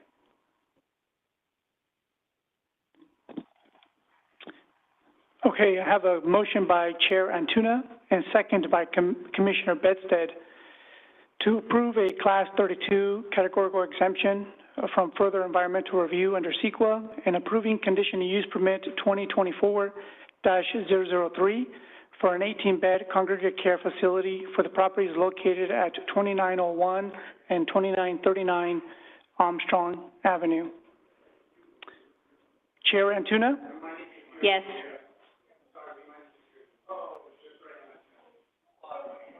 Renee, can you assist with that, please? Amanda, why don't you hang on here until PD gets here?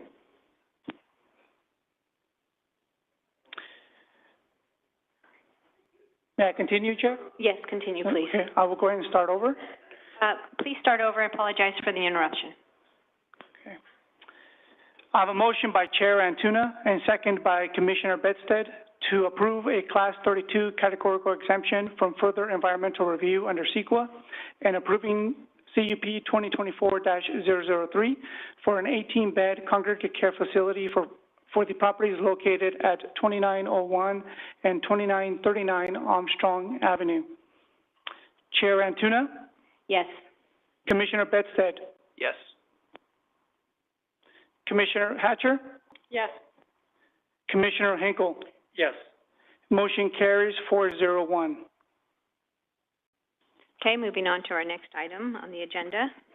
Consider items associated with approximately 333 acres of land located adjacent to the north side of Highway 168 from Armstrong Avenue to Owens Mountain View Parkway, otherwise known as the City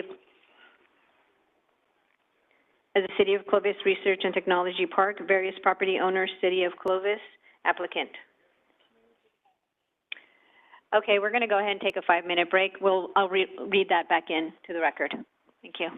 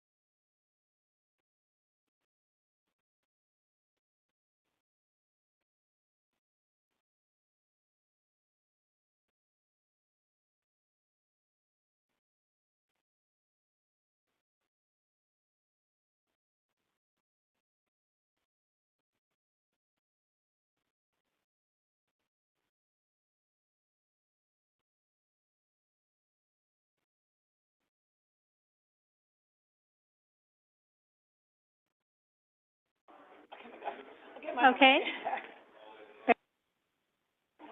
There we go. Very well. I think we're ready to reconvene this meeting. Go ahead and introduce our last item. Consider items associated with approximately 333 acres of land located adjacent to the north side of Highway 168 from Armstrong Avenue to Owens Mountain Parkway, otherwise known as City of Clovis Research and Technology Park, various property owners, City of Clovis applicant. A, consider approval GPA 2021-007, a resolution recommending City Council's consideration of an approval of amendment to the general plan to correctly designate the Research and Technology Park boundary in the Focus Area 6, incorporating amendments allowing campus-affiliated housing within the Research and Technology Park, and include the existing P, C, C, and PF zone districts as consistent zone districts within the MU-BC lands use designation. Item B, consider approval OA 2021-004, a resolution recommending City Council's consideration of an approval of an amendment to the Clovis Development Code as a cleanup action to further define the MU-BC land use designation to allow for certain auxiliary campus-affiliated housing uses in the R-T zone district. Add development standards for those campus-affiliated houses use and establish an R-T overlay zone district. Item C, consider approval of R 2021-010, a resolution recommending City Council's consideration of an approval of a rezone approximately 63 properties inconsistently zoned within the designated Research and Technology Park Plan area with the R-A, R-1-AH, and R-1-7500, R-1-8500, and CP zone districts to the RT zone district or RT overlay zone district. And item D, a resolution recommending City Council's consideration for an approval of an amendment to the Clovis Research and Technology architectural guidelines to add development and design standards for campus-related housing consistent with the General Plan and Development Code. Now, before staff starts, I'd like to just to bring some clarity as to how the meeting is run, since there was a little bit of confusion at the last item. I will introduce the item as I just did. A staff person will then present the item. Then I will ask if there's any clarifying questions from staff by the commissioners. At that time, public hearing is open. That's when the applicant comes and speaks. Once he's done talking, I'm going to ask if any of you have want to speak in favor of the item. And if you do, you step up to the podium and state your name and address. You got 3 minutes. I'm going to be pretty hard on that this time. And then once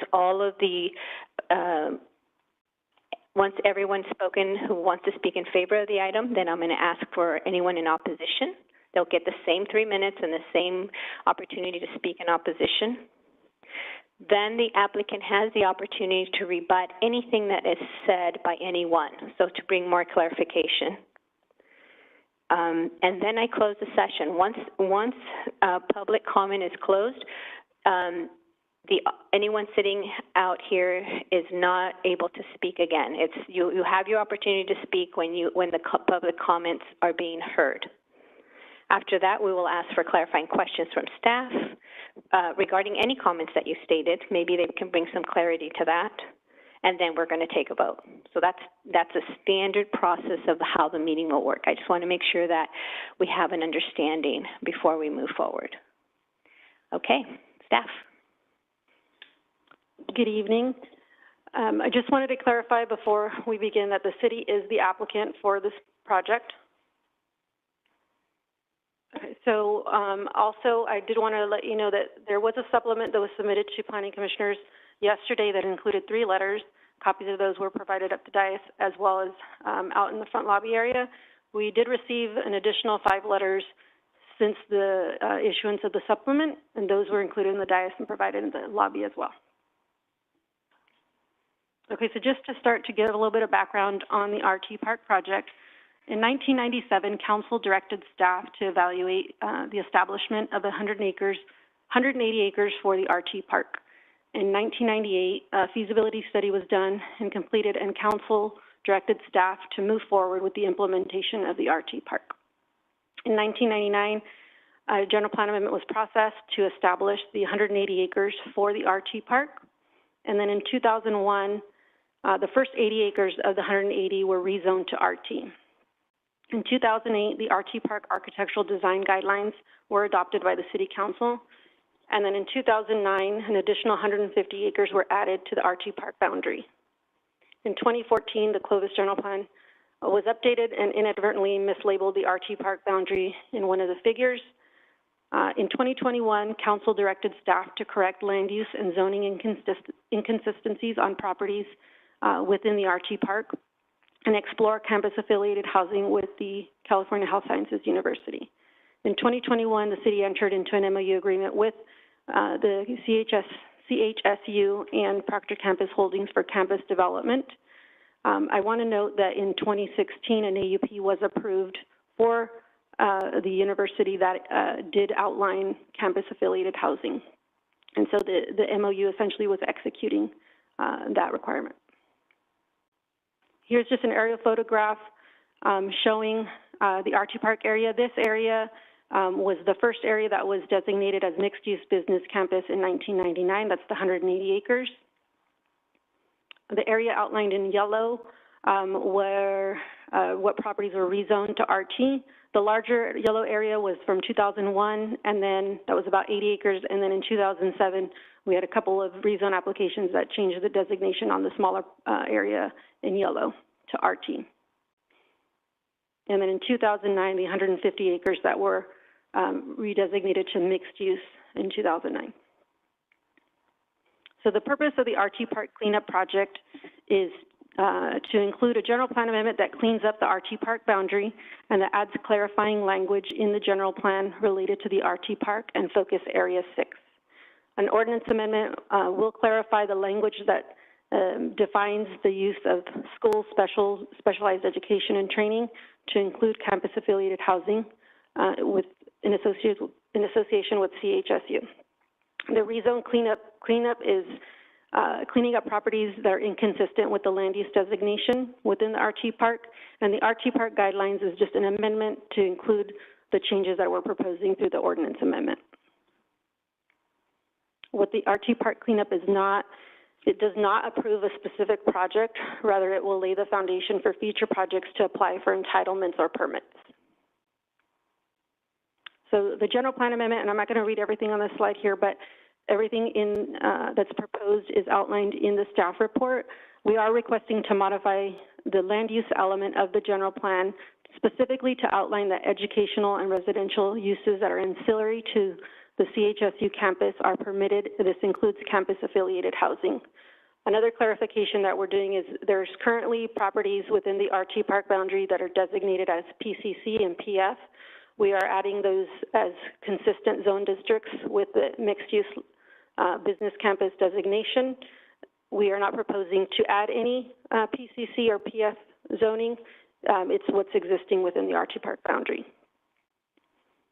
Here's just another table that is part of the land use element that will be modified to include the language for residential uses that are ancillary to the campus. We also will be modifying figure LU4, which is what I refer to as what was inadvertently left out. There's an area, it's kind of hard to see on the screen here, but that was added. So essentially it was the first 180 acres that were designated as part of the RT Park were left out of the exhibit. So we're revising that. The ordinance amendment outlined in detail in the staff report will further define the RT zone district to allow the campus-affiliated housing. It will add development standards for that housing that includes both multifamily and single-family development standards. It will also create an RT overlaid zone district, and I'll go a little bit further into that when I discuss the rezone. The ordinance amendment will create and maintain consistency among the applications, applicable plans and policies, while maintaining the intent of the RT Park. One thing I did want to note for the ordinance amendment, and I'll make sure to clarify this in my recommendation, is we are asking for footnote 16 of table 2.7 that was originally outlined in the staff report to be modified. It currently reads that no structure shall be located within 100 feet of the properties to the west of a specific APN. This is applicable to the multifamily development standards section. We are asking that it be updated to the language below, which is more reflective of the existing noise mitigation measure that applies to this specific project. So this is addressing noise mitigating setbacks for RT Park, which requires a minimum distance of approximately 200 feet to be maintained between all structures and existing residences. A portion of this setback shall be improved as a greenbelt or park. This distance can be decreased only with the submission of an acceptable noise study that indicates that there will not be any significant acoustical impacts on adjacent land uses. That's the mitigation measure, so we're asking for that to replace it. We're also asking that the additional language be added where the setback to the west property line shall not be less than 50 feet regardless of the results of the noise study. The rezone application will rezone properties to be consistent with the mixed-use business campus land use designation. 3 options were provided to the property owners within the RT Park. Option 1 was to redesignate the properties straight to the RT zone district. Option 2 was to retain their base residential zone district and have an RT overlay. For example, if your property was zoned RA, you now would be RA/RT. Option 3 would be essentially option 2 plus a rezone agreement. This is for those property owners that would like written assurance of what they can do, continue to do as a residential property. 63 properties will be rezoned. 42 of those will be going to RT. 14 will be going to RT with an overlay under option 2. And then 7 of those have selected option 3 to include a rezone agreement. Here's, and I'm going to kind of go through this. There's a lot of information on this slide, but the area outlined in red is the RT Park boundary, so that's the entire area here. The areas outlined, it's kind of difficult to see, but they're outlined in this black dashed line are properties that are going to be rezoned. So that's this whole area here, this triangular area here, these 2 areas here, and then this area down here. The gray area, which is this area and this area here, as well as these areas up here and a few down here, will be rezoned to RT. And then the yellow and the pink and green are those that are going to have the overlay. So you have the green properties here, then you have 1 property here that's going to maintain their base with the RT overlay, and then a few here. So the rezoning of the properties with the overlay, those properties can maintain their existing single-family use. There's a potential for increase in property value by expanding allowable land uses by rezoning or having the RT overlay. If a property is sold, there would be no need to rezone at the time as long as the property remains single-family or developed at under the RT standards. The rezone is at no cost to the property owner. Properties cannot intensify the single-family use, which means they wouldn't be able to subdivide the property, which is currently one of our policies and provisions that we have now in regards to land use and zoning consistency. The design guidelines will be amended, again, to be updated to reflect the development standards for the campus-affiliated housing. It will create and maintain consistency between the guidelines and our general plan and development code. Again, there will be a requirement for the condition that I just talked about in regards to modification. It also applies to the design guidelines because that was also called out as an item in the guidelines. So there were 5 meetings that were held prior to Planning Commission. There were 2 property owner meetings that were held in April and September of 2021. And 3 neighborhood meetings that were held in January, March, and April of 2022. Staff will be holding a neighborhood meeting after Planning Commission and before City Council. and there will be the city council hearing. Property owners within the RT Park boundary and within the 800 feet will also be notified of both of those meetings. There were concerns raised, and those include continuation of residential use, campus-affiliated housing, the height of the campus-affiliated housing, traffic, noise, utilities, property values, and school impacts. For the continuation of use, properties that have the RT Park boundary with existing residential uses that elect to keep the base residential zone district and add the RT overlay may continue to use their property as a residential use. As I mentioned earlier, intensifying the use would not be permitted. This includes like subdividing the property. There were traffic concerns. However, because there is no specific project that's proposed with this project, we don't know the impacts to traffic. Any project that's submitted for development will be required to analyze the traffic impacts associated with it. Campus-affiliated housing was a concern. Council did enter into an MOU that outlines defining features for the campus housing. A covenant will be required for those properties that will ensure that CHSU will have the right to availability of those units no less than 30 days. There's appropriate entitlements that will be required prior to construction of any campus housing, whether it be a track map, site plan review, or anything like that. Another concern related to height of the campus housing. Since there is no specific project, we don't know specifically what those impacts are. However, we are proposing development standards through the ordinance amendment for multifamily that will be 2 to 3 stories in height, consistent with other multifamily projects. The multifamily standards are consistent with what would be considered R3 standards. The single-family style units will be up to 2.5 stories, and that's 35 feet, similar to other residential districts in the city. Property values, in addition to the RT, or the addition of the RT overlay, it adds options or development options to the properties, which could potentially have a positive effect on property values. The required findings for land use and zoning applications do not include the evaluation of property values. There was no evidence in the record that has been provided that outlines that campus-affiliated housing has a negative impact on property values. In regards to noise, there are current setback requirements and noise mitigation measures in place through the prior environmental impact reports that were complete that address setbacks in regards to noise. Future development will be subject to those mitigation measures as well as compliance with the noise standards of the development code. In regards to utilities, there are sewer and water lines that exist along Nees, Temperance, and Alluvial. Future development will require connections to existing facilities or expansion based off of what analysis is done when the project comes in. Kind of ties into the next point.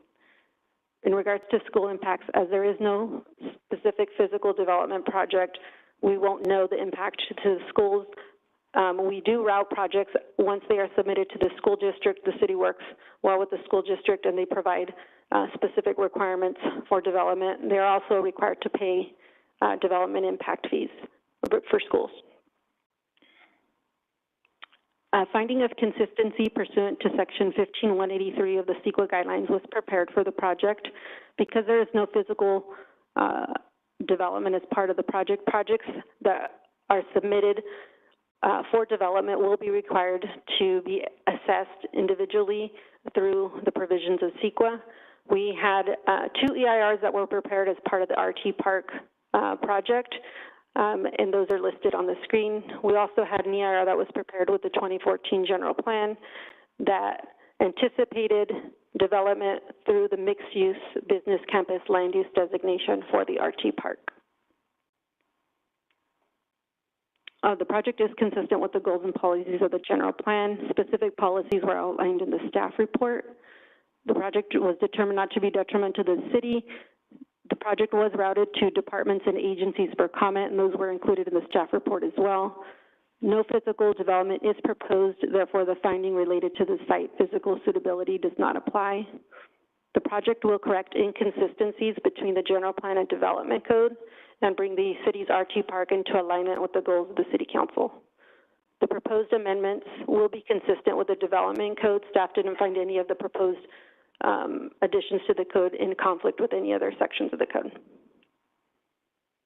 Staff recommends that the Planning Commission approve the resolutions recommending that the City Council approve the general plan amendment, the ordinance amendment with the modified condition, the rezone application, and the amendment to the RT Park guidelines, also with the proposed modification.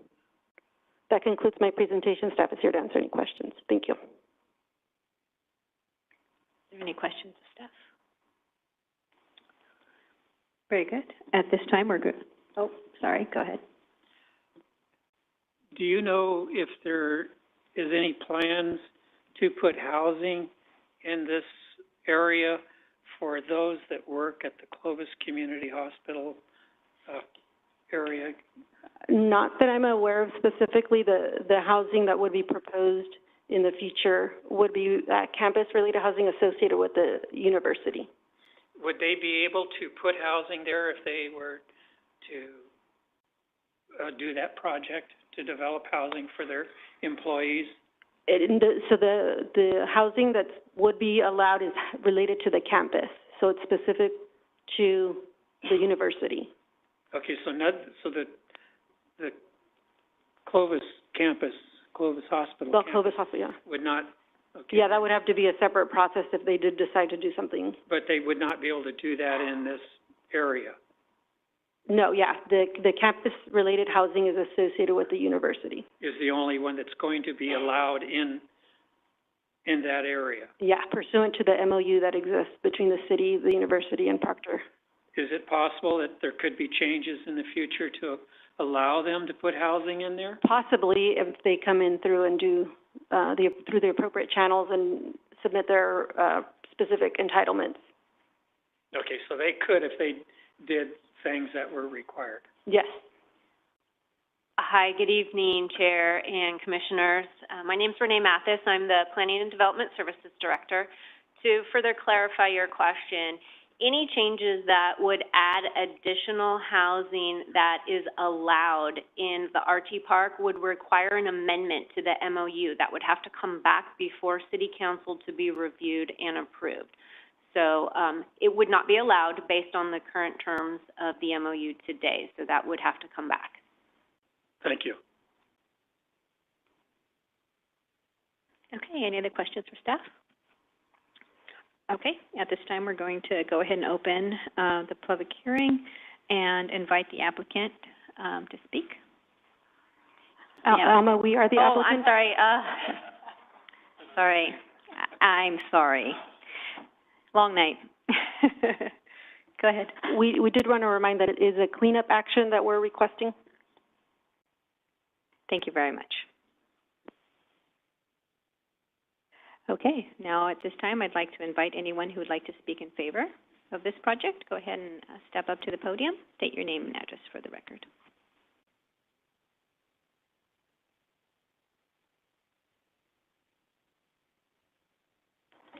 I'm Robert Martin at 1238 North Locan. I do believe the city does need to clean up the mess out there that was created years ago. And I think there's some things that have to be clear that the city needs to put in front of the Planning Commission in order for you guys to evaluate it effectively and correctly. In order for any housing to go in out there, you're going to add a lot of traffic. When you add that traffic, it's going to require upgrading to the 2 lanes each direction running between Temperance and Nees, and eventually it would go on out to the freeway farther east. What isn't in here, what doesn't, or at least I haven't seen, it doesn't seem to be addressed, is that a project brought in that affects the south side of Nees Avenue, where the Research and Technology Park is, relies on services that would have to be located on the north side of Nees Avenue. In order for those utility lines to be underground with a Rule 16 and the other storm drainage and the rest of that to be put in, which services everything east of the canal, by enlarging or by actually putting a drainage system in, the city would have to, I would think would be wise for the Planning Commission to require that the city or the applicant to amend the MOU so that the developer that wants to do something with that park, anything especially to the east end of the canal, must develop the entire roadway and through the intersection. The city has already, through planning in past, has added a lot of traffic coming into it, and because the only access out of that area would be up Locan north to Nees or down to where the roundabout is. We know that roundabout's a little bit slow and it's going to back up with kids that go into the daycare. That if you don't increase the Nees Avenue from Locan to Temperance, it's going to bottleneck. If you don't increase that and get 2 lanes each direction and a signal light, we're going to continue to have traffic accidents. I have a camera on a 20-foot pole and an NVR that records that, and the city has documentation from me how bad it is and how bad the water conditions are with flooding out there. And what's not in the plan, unless staff can tell me how it was covered, is that if you don't develop the entire road all the way through, somebody can come in or they can put the housing in, and then you have the same problem that's gone on for 8 years. And unfortunately, it would take, if it's the college that wants to put the housing in, okay, I don't have a problem with that, as long as noise mitigation and everything's in place for it. But they need to have a traffic path that's safe. And anything less than that would be irresponsible for the Planning Commission to approve and for staff not to be aware of and to package it up together. Thank you for your If comment. that makes sense. Okay, do we have anyone else who would like to speak in favor of this project?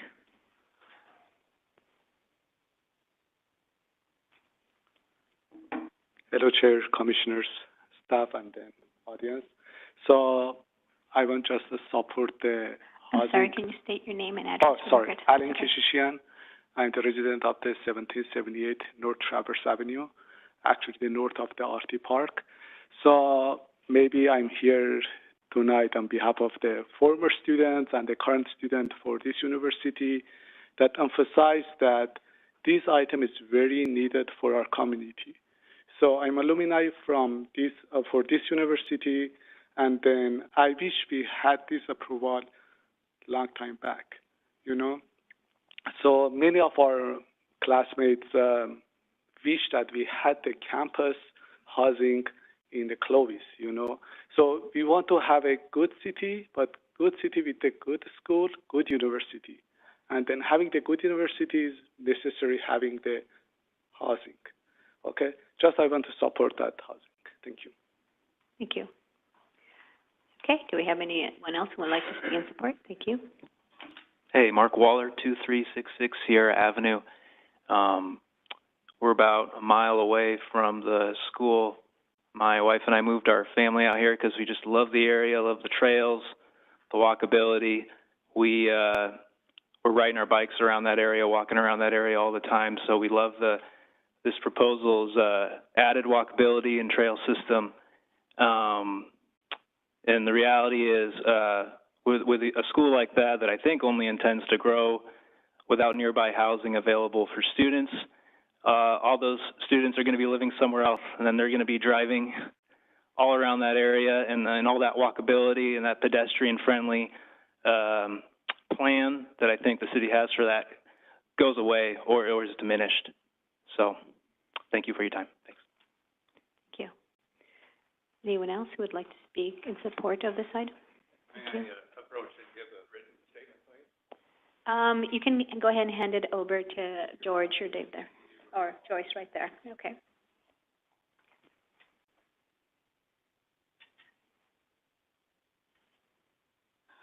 Good evening. I'm Bob Davis, 17922 Toll House Road, Clovis.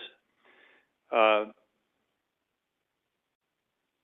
own a rental house with my 2 sons at the east end of Nees, which is the very east part of the park. And it's at the corner of Nees and Owens Mountain Parkway. In 1976, I sat in the City Hall building, which had just been completed, as a chairman of the Planning Commission 2 years before and 2 years afterwards. See what 50 years does to you after being a chairman? I appreciate your time in public service, all of you. I have followed this beginning of this tech park to around 1977, Temperance Avenue was a small country road with no white lines down the middle. At this corner of Tollhouse Road, there was a pasture land with a loading corral for cattle. That corner is now at the south side of Highway 168 on Temperance and in the middle of the off-ramp and on-ramp. The property owner's agent at that time proposed a new zoning use and possible annexation to the city. The city decided to put it on hold, and you see where we're at now, almost 40 years later, 50 years later. We are now at the point, it seems, to either get off the pot or have a movement. I have several pages of documentation of the locations of properties owned in the tech park and next to the proposed tech park. The question, it seems tonight, is either a standard housing subdivision to be allowed, terrible idea, or a dormitory style of 2 or 3-story apartments, allowing the total area for the tech park development, or greatly decreasing it. And I commend the staff for looking at that and limiting it to that type of housing. As a planning commission member in the 1970s, we had before us a request for 20 acres at the southeast corner of Gettysburg Street and Clovis Avenues, requesting an industrial zoning, and approved. Lumberjack is in this park, as well as many others. At good guess, there is at least 10 people employed for each industrial park lot in this first bank. These are jobs that should be created in the RT park. For 10 years, I haven't seen a job except the hamburger joint having a job in the college. Barstow Avenue between Clovis Avenue and Sunnyside has 55 lots, and I own a lot there, as an industrial park which was constructed in the early 1970s with a guess of at least 10 people employed and totaled at 550 people today. I have handed out to the commission documentation written of the ownership of land parcels between Locan Avenue, Highway 168, Alluvial Avenue, Nees Avenue, and Armstrong Avenue in close relationship to the park. Each parcel is shown on an aerial view map that I submitted by a colored dot and coordinating land ownership. I find the majority of parcels owned are by GM Land Holdings, 16 parcels, City of Clovis, 13 parcels. Do you believe it, Clovis? Mr. Davis, unfortunately, you are out of time. Can I have half a minute, please? And half a minute. Okay. City of Clovis, Proctor Campus Holdings, University Housing, and finally, either get this park like the others in the state or stop and move to change for the good of the city. Thank you very much.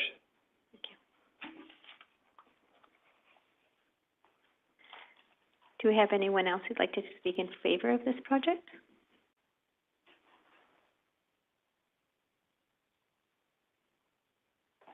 Good evening, Chair, members of the Commission. My name is Doris Semi, 1368 West Herndon, representing Granville Homes. Since there's no project, I would just want to support the city's efforts to do the cleanup. There's a lot of information tonight, presented tonight. We would like to go through it. But by and large, we applaud city staff and doing this cleanup to facilitate RT park development that includes campus housing, both for faculty and students, and also create walkability, as one of the earlier speakers said. If you have student housing in the vicinity with the trail system that the city of Clovis has, and would have to get built, it creates for a much more walkable community, less reliance on automotive travel. Thank you. Thank you for your comment. Anyone else who'd like to speak in favor of this project?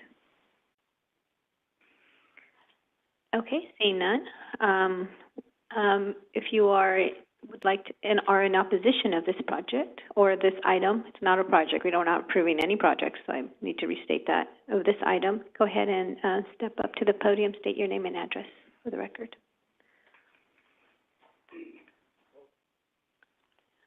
My name is Jeff Davis. My address is 9157 North Punjab, Clovis. Yeah, I'm here to oppose this project, and that happened to be my father right there. We do own property at 3132 Nees.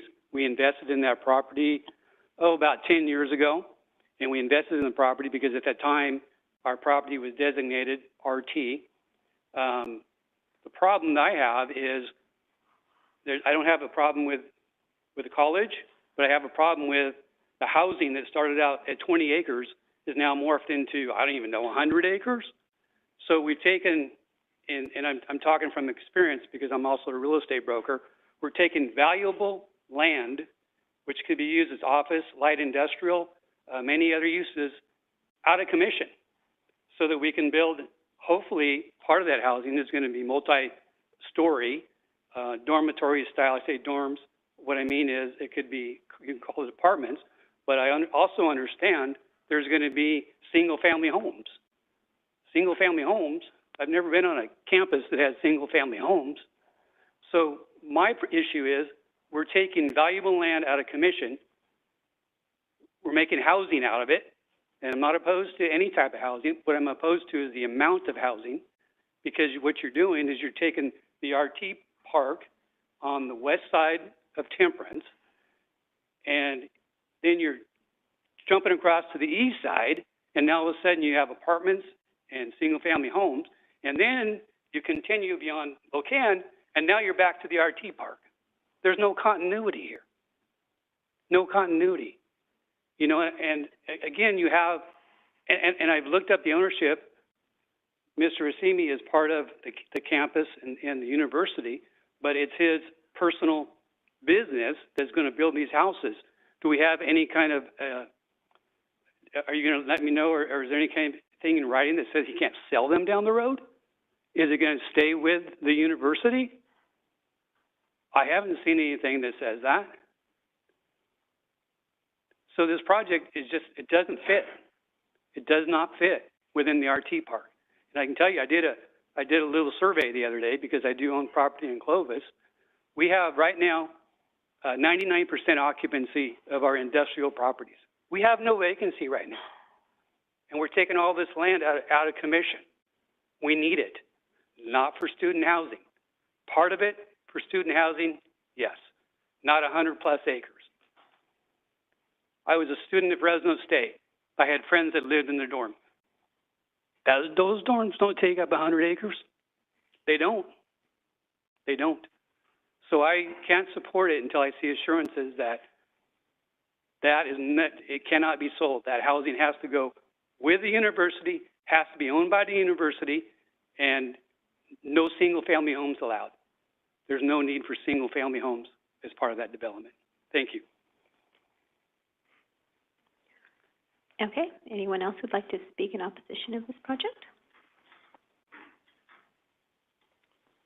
All right, thank you. Thank you, Commission, for this 3 minutes, but my name is Brian Watt. I live at 3191 Salem Avenue. And again, I'm fine with the school. You want to expand the school, that's fine. I have a problem with the definition of faculty and student housing.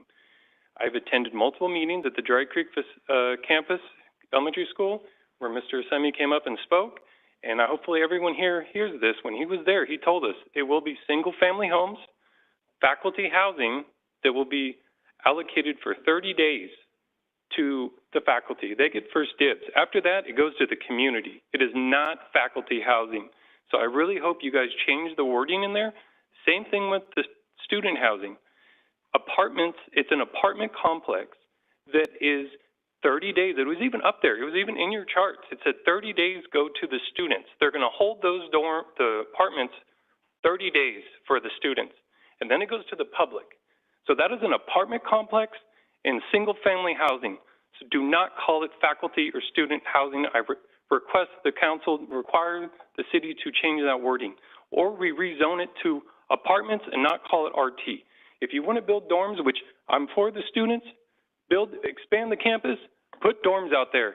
Because also what you said at that meeting was, I asked you how much you were praising what beautiful apartments you build. And I do agree with you. Granville does beautiful homes.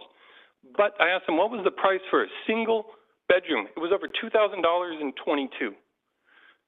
It's a hell of a lot more now. So no student, I don't know about any of you, but when you went to college, I sure as hell couldn't afford $2,000 then. It's more than my mortgage now. So this is a crock of BS. It's going to go out to the public, impact our schools. My kids barely survived and made it into the Dry Creek Elementary this last boundary change. If they get kicked out on the next one, I'm going to be very pissed off with this city, okay? So call it what it is. And oh, by the way, he's also the largest donator to all 5 city council members. So I would like that to be on record too for the last 3 years. Granville Homes and Assembly Group, largest donators to all of them. So that's kind of a conflict of interest, if I do say so myself, and doesn't look good on the city. So I'm just pissed. So thank you for the time, and I hope you take that into consideration. Thank you. If I'd like to, excuse me, I'd like to ask that no applauding. This is not the venue for that. I'd like to respectfully run this meeting. Thank you.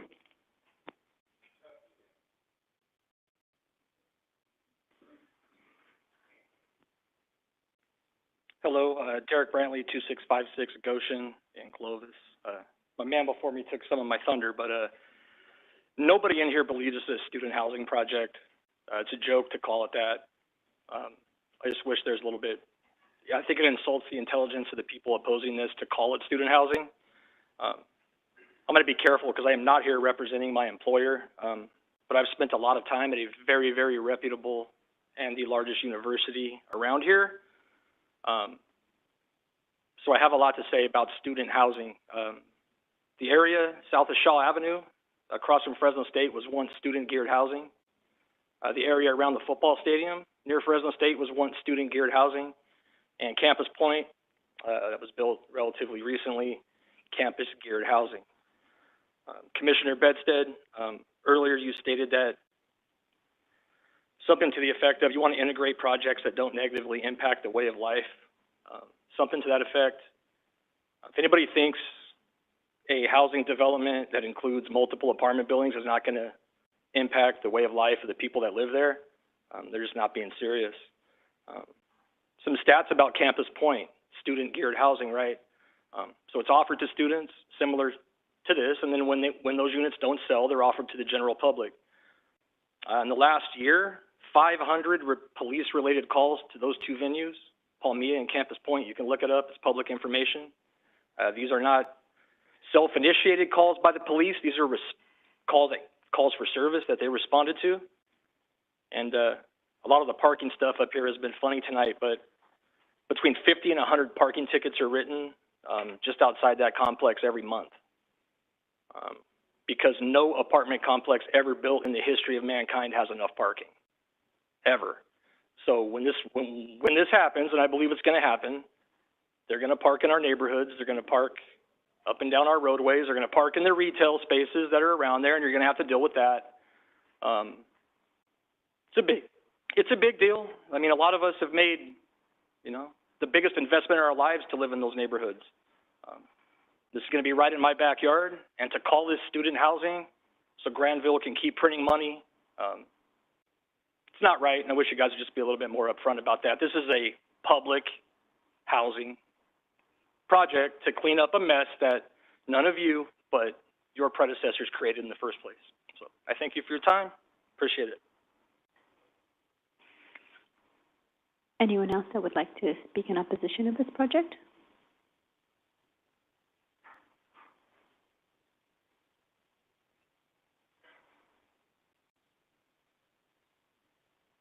My name is Katrina Olson.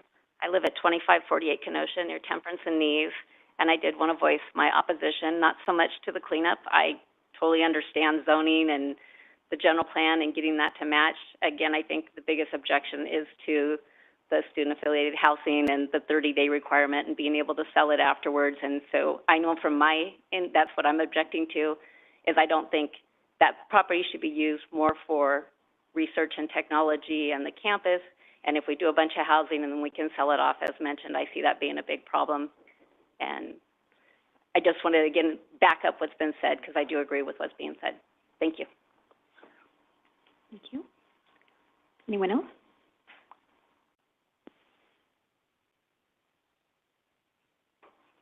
My name is Ed Lund. I live at 2395 Fallbrook.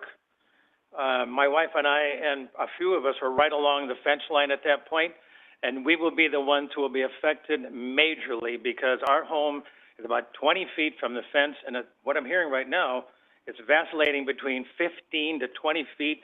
Now I'm hearing tonight 50 feet from the fence. I can't believe we are not going to get at least 50 feet if this thing does take place, and I'm thinking it will. To continue to call this a research and technology park, really this seems like a joke. How in the world will any research and technology be taking place in amongst 333 apartments? There won't be any research or technology taking place at that point. And it has already been said, really, this is just not going to be taking place. This is an apartment complex, and that's what it's going to be. We've got I think we have 368 people who have signed negative impact that this place is going to be making. And at this point, it seems to me as if none of it has really been considered, because from what we were talking before, the renderings seem to show at least no more than a two-story building. Now what I'm seeing here, some renderings are showing three-story buildings, and there's all kinds of little things here which are saying where the viewpoints are going to be and all that kind of stuff. These people are going to be looking right down in our backyards because they're 35 to 40 feet in the air. Environmental impact report seems to have been overlooked or waived because from what it was before, it started off with single-family homes. Now we're looking at 333 apartments. All of the impact that those type of places are going to be making is going to be beyond belief, and yet this impact report is the way it was, in a sense, the old days. It isn't new at all from what's really going to be taking place. The crime that's going to be taking place, the traffic that's going to be taking place, over impact in terms of the school situations that are going to be in that area. Nothing seems to really be considered at this point in terms of all the impact that's happening at that time. I think that's really all I have, but I just want to make sure that we, in this situation where we're living right now, are going to be impacted way beyond what the previous people talked about with that one home in that area. This is a major, major, major type of a thing for us neighbors. Thank you very much. Okay, do we have anyone else who'd like to speak in opposition?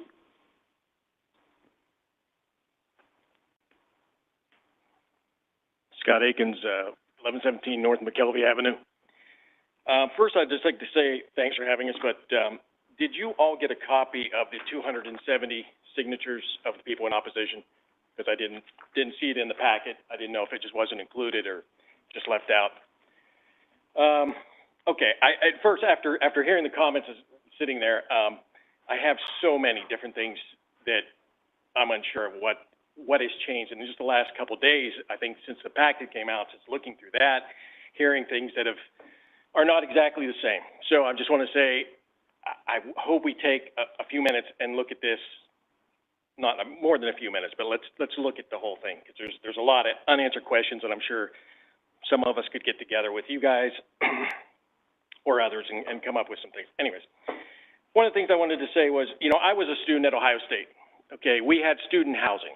We didn't have anything called campus-affiliated housing, neither did we in this room until about a month ago or so, and everything changed from student housing, faculty housing, to campus-affiliated housing.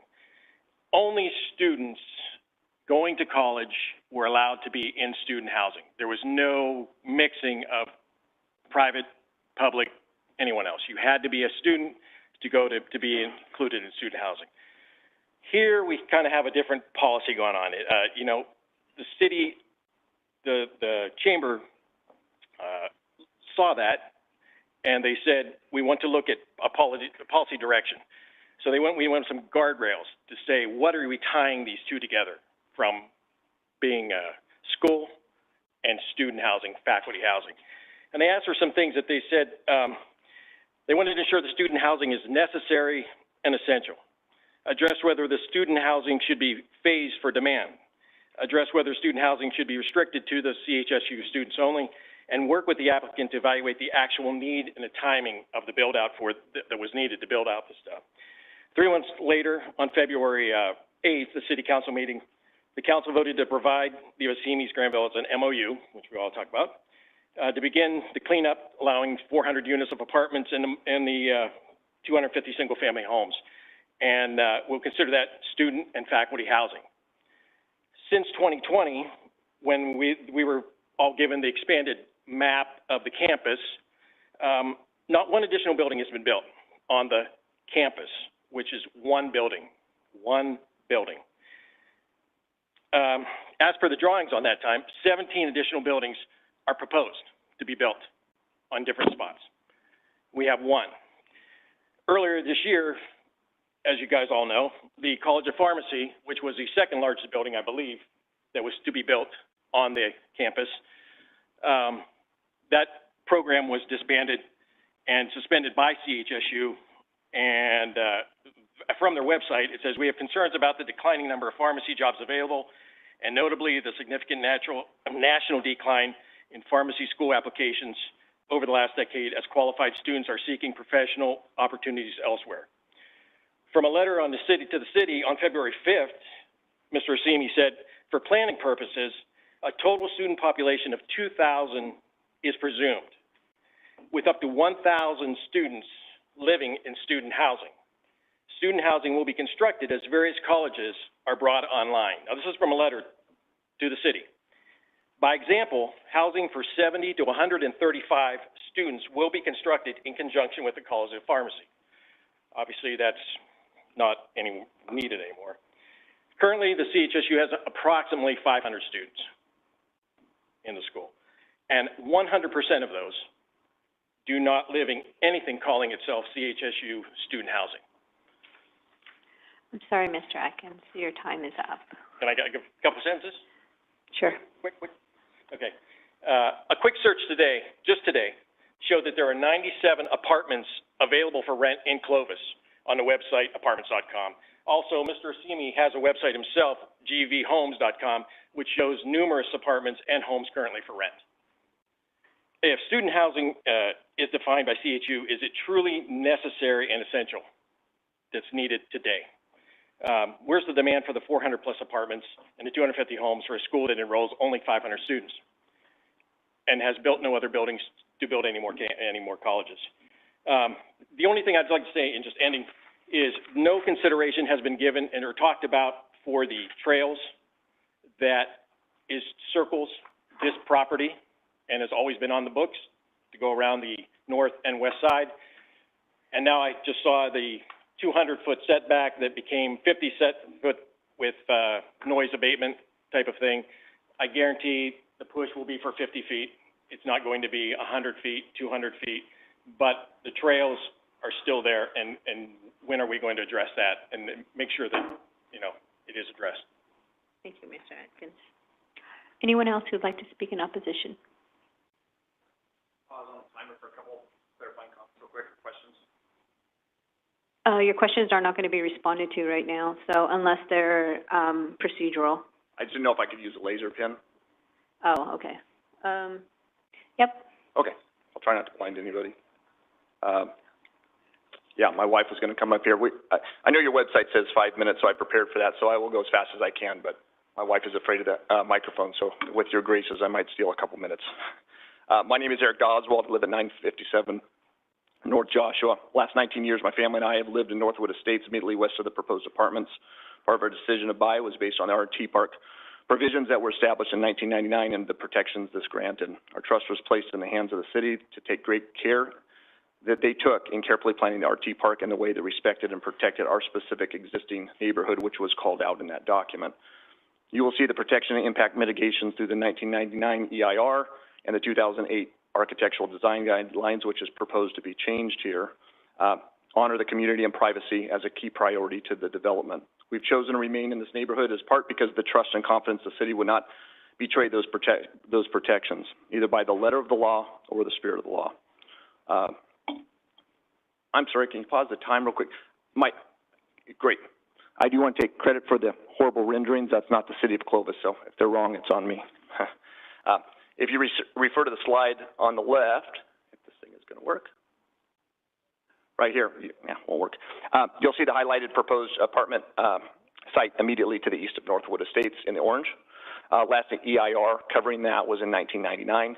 You'll see there are no subdivisions. Thank you. Okay, thank you. Oh, wow, okay.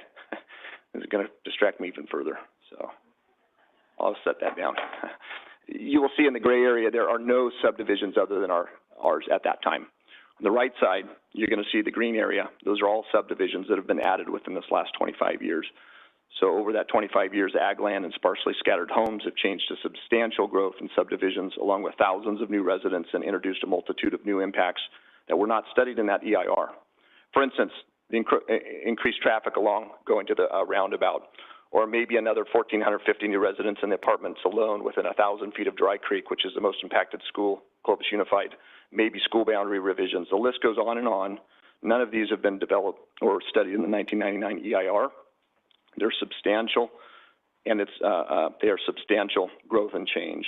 It also didn't study the scope of the three-story high-density apartments. CEQA speaks to the clear direction the EIR must be implemented, and I think the time is for the applicant to initiate that themselves instead of waiting for proposed projects. The purpose of the EIR is to study and expose neighbors' impacts so they can be addressed. Traffic, safety, crime, property value, privacy, air quality, noise, open spaces, lighting, aesthetics, the list goes on. None of those have been studied for this. I strongly believe that by approving the cleanup without first developing a relevant EIR to reveal these 25 years of impacts would be negligent. If the city continues to maintain this EIR as still valid, then the city would also be required, in my opinion, to provide the specific impact mitigations that are clearly defined in that EIR. Specifically, and I'll quote, mitigation number 2, page 9, building heights inside the RT Park shall be limited to approximately 35 feet. Greater heights may be allowed under a conditional use permit if the findings do not adversely affect nearby residences.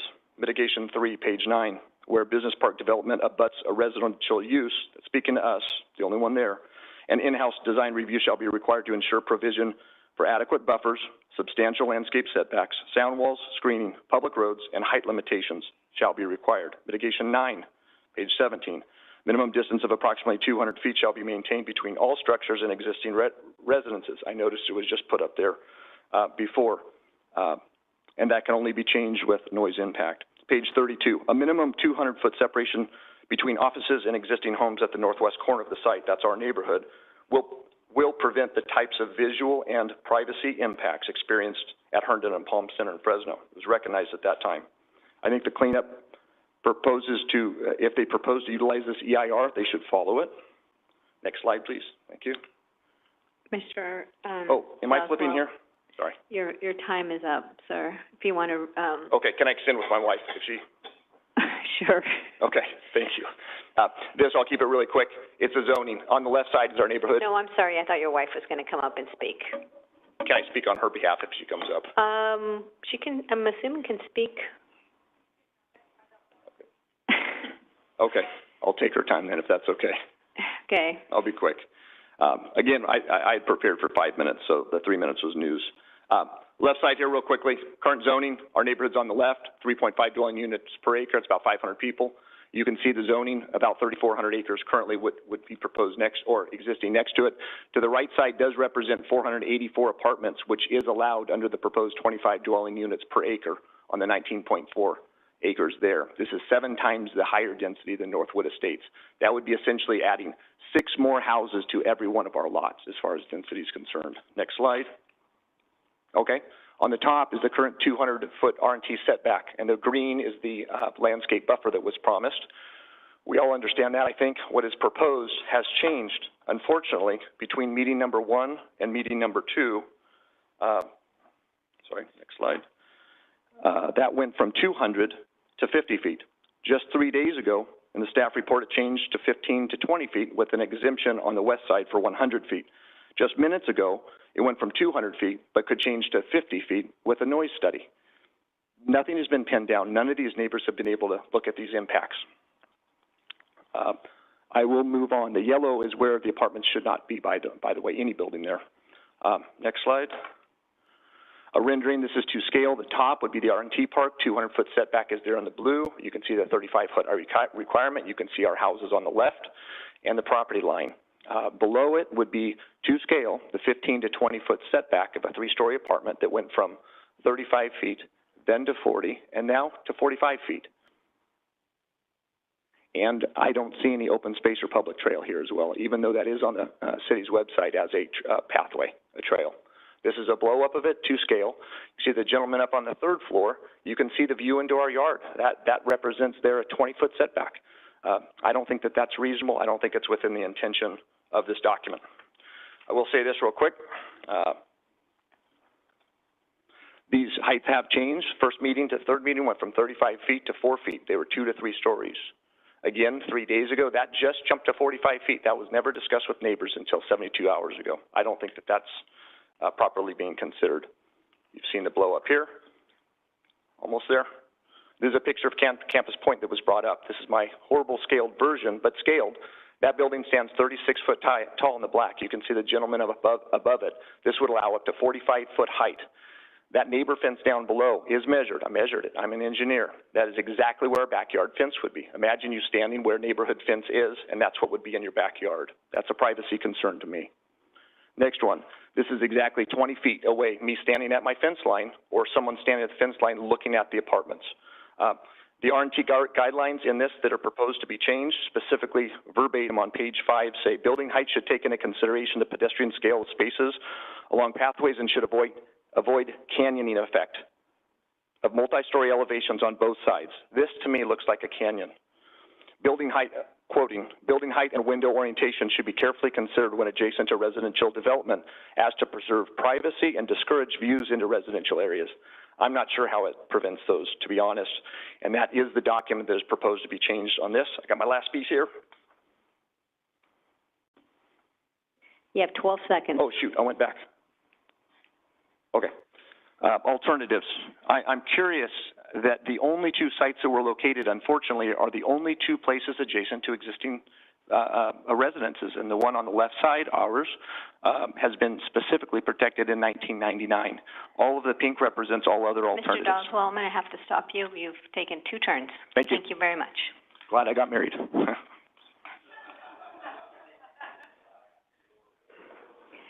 Okay, anyone else wanting to speak in opposition of this item?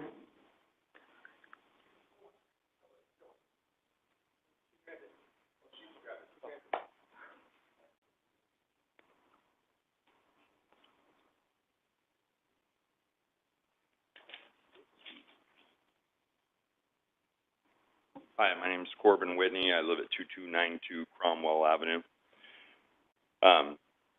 First, I had a question also, but they're not going to be answered. So I'll just say a total of 66 people graduated in May from the osteopathic medicine department at the college.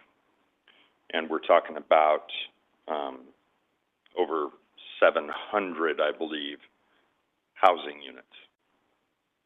That's absurd.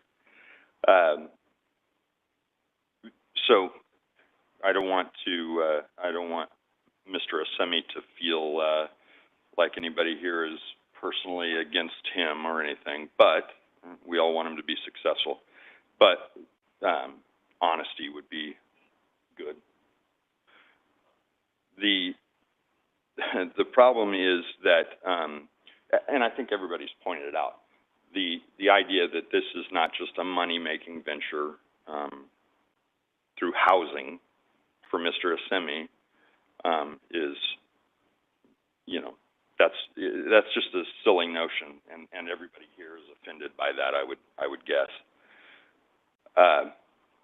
So I would also point out that, and this is going to get to the cleanup, as of January 1st of 23, California Government Code Section 84308 makes it a criminal violation, and this is just my summary, makes it a criminal violation for anyone to receive more than $250 from a party to any proceeding on which they may vote. This prohibition extends from 12 months prior to the actual proceeding for the life of the proceeding and 12 months beyond. The elected official may, however, return the contribution within 14 days or refrain from voting on the matter. According to the B, one of our council members, still active, received $15,000 and one received $10,000 shortly before voting on Mr. Assemi's initial proposals. Also, with one of our current council members working for an Assemi company, 3 of our 5 council members have a clear ethical, and I would argue moral, obligation to abstain from voting on anything to do with Mr. Assemi under any name. I am simply here to point out that in the past several of our city council members who have voted on these proposals along the way may have violated their ethical responsibilities, which are now laid out in state law. I don't believe the law was intended to be retroactive. However, obvious lack of ethics, bless you, are what surely will matter most to the voters going forward. Some really unethical things have happened here, especially with all the dishonesty, calling it student housing. In closing, I suspect everyone here recognizes this began a long time ago, before Mr. Assemi came on the scene, maybe even with good intentions. The city set this land aside for tech development and the like. Now, it has become an extremely good investment where Mr. Assemi can build over 700 highly profitable homes with no concern for the promises of green belts and other facilities promised to my neighbors and me. Thank you, Mr. Whitney. Your time is expired. I'm just going to, real quick, everybody else has. All this will be done with super low permitting, and we, my neighbors and me, will pay for the cleanup and preparation of the land for Mr. Assemi. I don't think we should clean it up at all right now. Okay, do we have anyone else who would like to speak in opposition of this item?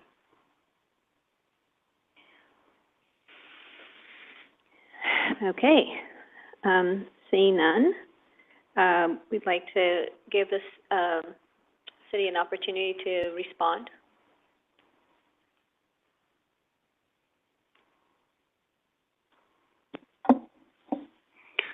Hi, Sean Smith, representing the engineering department. Some of the questions have been about traffic and utilities, and like was stated before, we don't have a physical project yet, so we don't know what the demand is for sewer, for water, or the trips generated. But as each project comes forward, we will analyze them then. And anything that was done in the past that is outdated will then be updated and brought current with the future projects that come before us.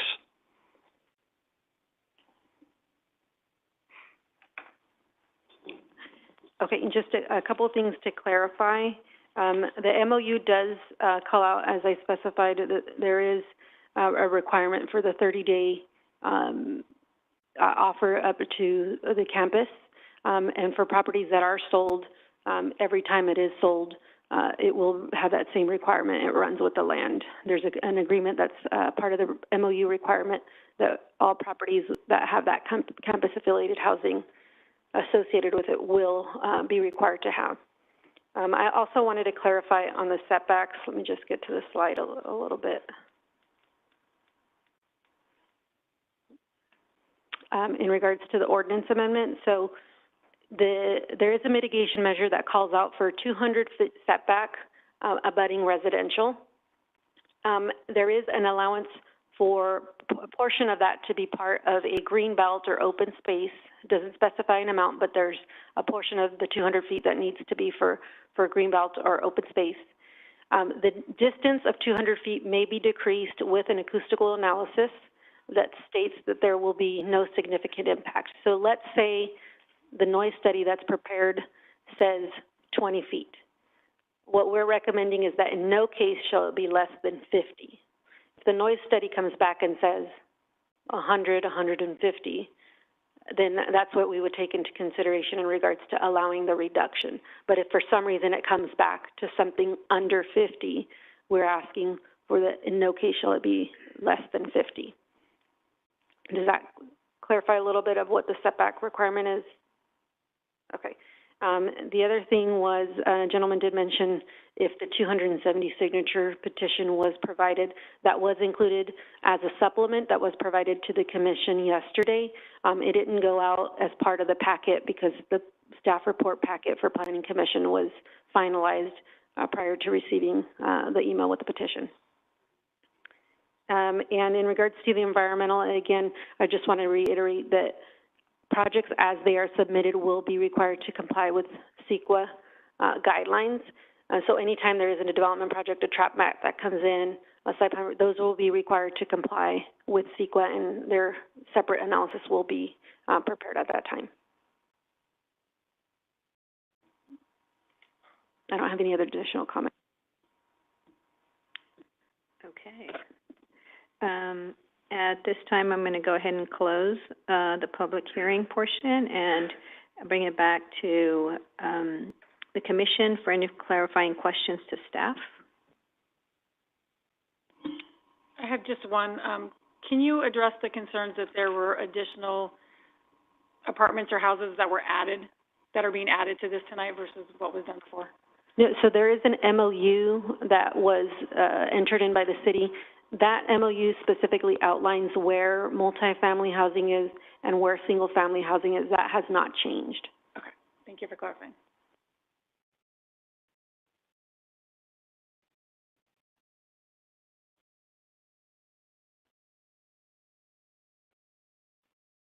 Okay, any further discussion?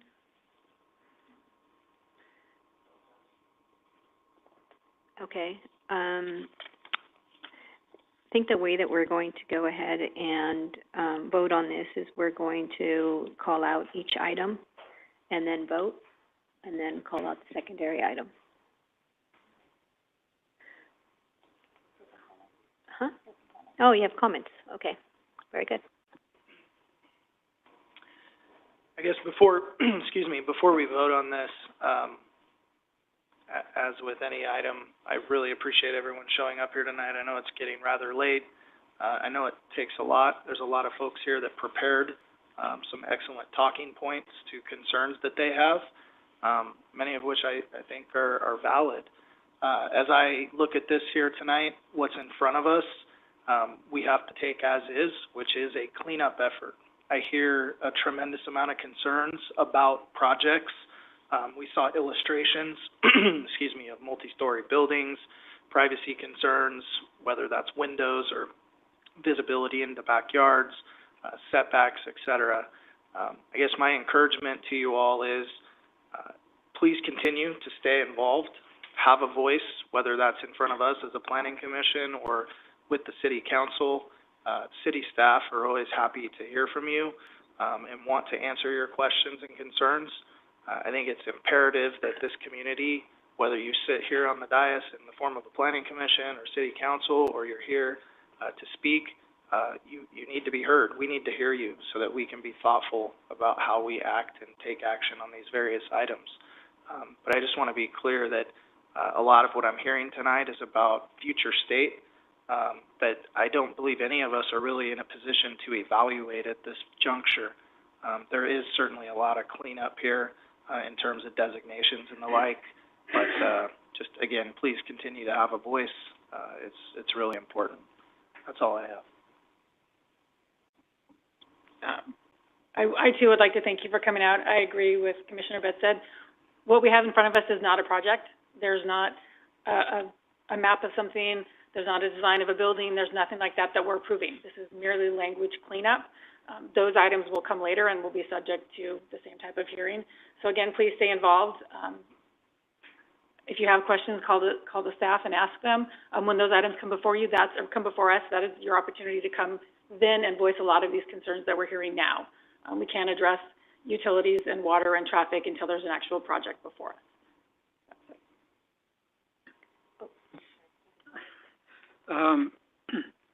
I just wanted to let you know that there is a movement now in the medical world in California, and they are considering Clovis and Fresno as the medical hub of California. And you're going to see a lot more medical involved industries coming to Fresno and Clovis. And cleaning all this up is going to open it up and make it easier for them to locate within the Clovis Hospital area, which is extremely important part of the medical world. I can speak of that personally. 2 years ago, I spent 30 days in that hospital and learned a lot about what's going on in this world, in this state. Doctors told me why they're moving to Clovis, to make this their medical hub. And they'll work out of here into remote offices in the Bay Area and LA. That this environment here is what the medical world needs.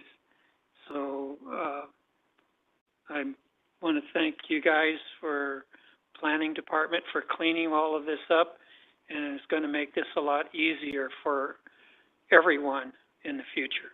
Thank you. I'll just echo some of what my fellow commissioners have stated. I'm always glad to see our community come out and voice their opinions, whether you're for a project or opposed to it. It's important that you stay engaged in what's happening in your city. Before us today is not a project. It's just simply cleaning up different codes and different amendments. As you've already heard, the city has already entered into this MOU with the university.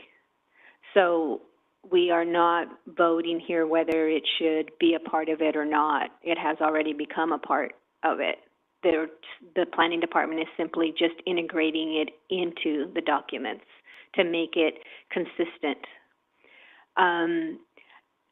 It would be my hope that as we phase in this housing, that is phased in accordance to the need.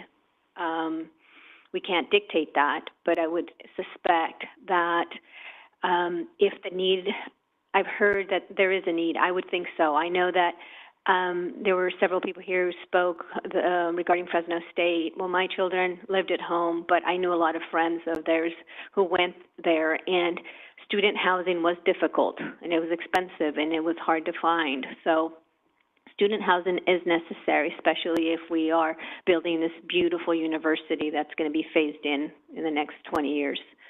My hope would be that that housing is phased in as it is needed, that other buildings are built to bring in and allow for more students, and that the housing is phased in that way, rather than having all the units built.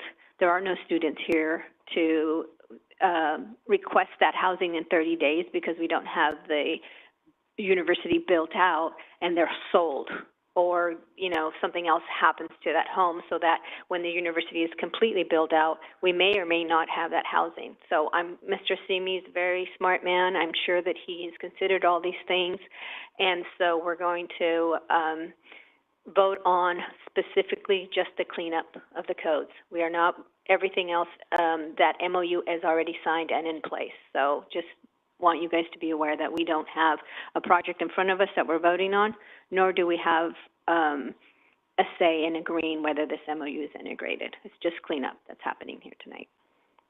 Thank you. Okay, ready for a vote? Or do you have more comments? Okay. Okay, I will make some motions here. Since you already read each of these into the record, I think if it's okay, I'll just read the numbers off and we'll go from there. Yeah, so I'll make a motion to approve item A, GPA 2021 TAC 007. I'll second. Okay, I have a motion by Commissioner Bedstead and a second by Commissioner Hatcher, recommending that the City Council approve General Plan Amendment 2021-007. Commissioner Bedstead? Yes. Commissioner Hatcher? Yes. Commissioner Hinkle? Yes. Chair Antuna? Yes. Motion passes 401. I will make a motion to approve item B, OA 2021 TAC 004. You know, with the footnotes as depicted there, would you like me to read them, or we're okay? I'll second. I have a motion by Commissioner Bedstead and a second by Commissioner Hatcher to recommend that the City Council approve Ordinance Amendment 2021-004 with the proposed modifications. Commissioner Bedstead, Yes. Commissioner Hatcher, Yes. Commissioner Hinkle, Yes. Chair Antuna. Yes. Motion passes 401. I will make a motion to approve item C, R 2021 TAC 010. Second? I have a motion by Commissioner Bedstead and a second by Commissioner Hatcher recommending that the City Council approve rezone 2021-010. Commissioner Bedstead, Yes. Commissioner Hatcher, Yes. Commissioner Hinkle, Yes. Chair Antuna. Yes. Motion passes 401.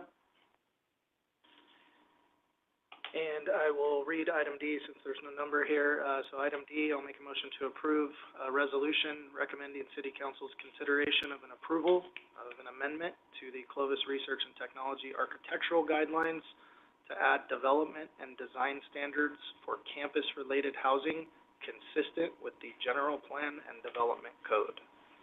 Second? Can you add the modification to that as well? Yes, I can. So with the modifications as listed here. And I second with the modification.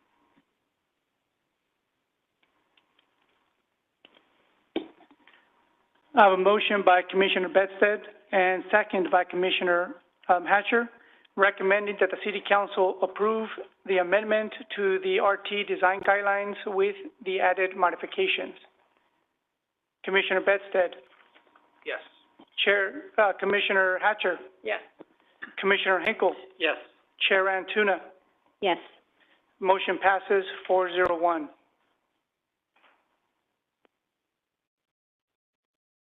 Very good. All right, we all survived it. Like to call this, adjourn this meeting at 9:06.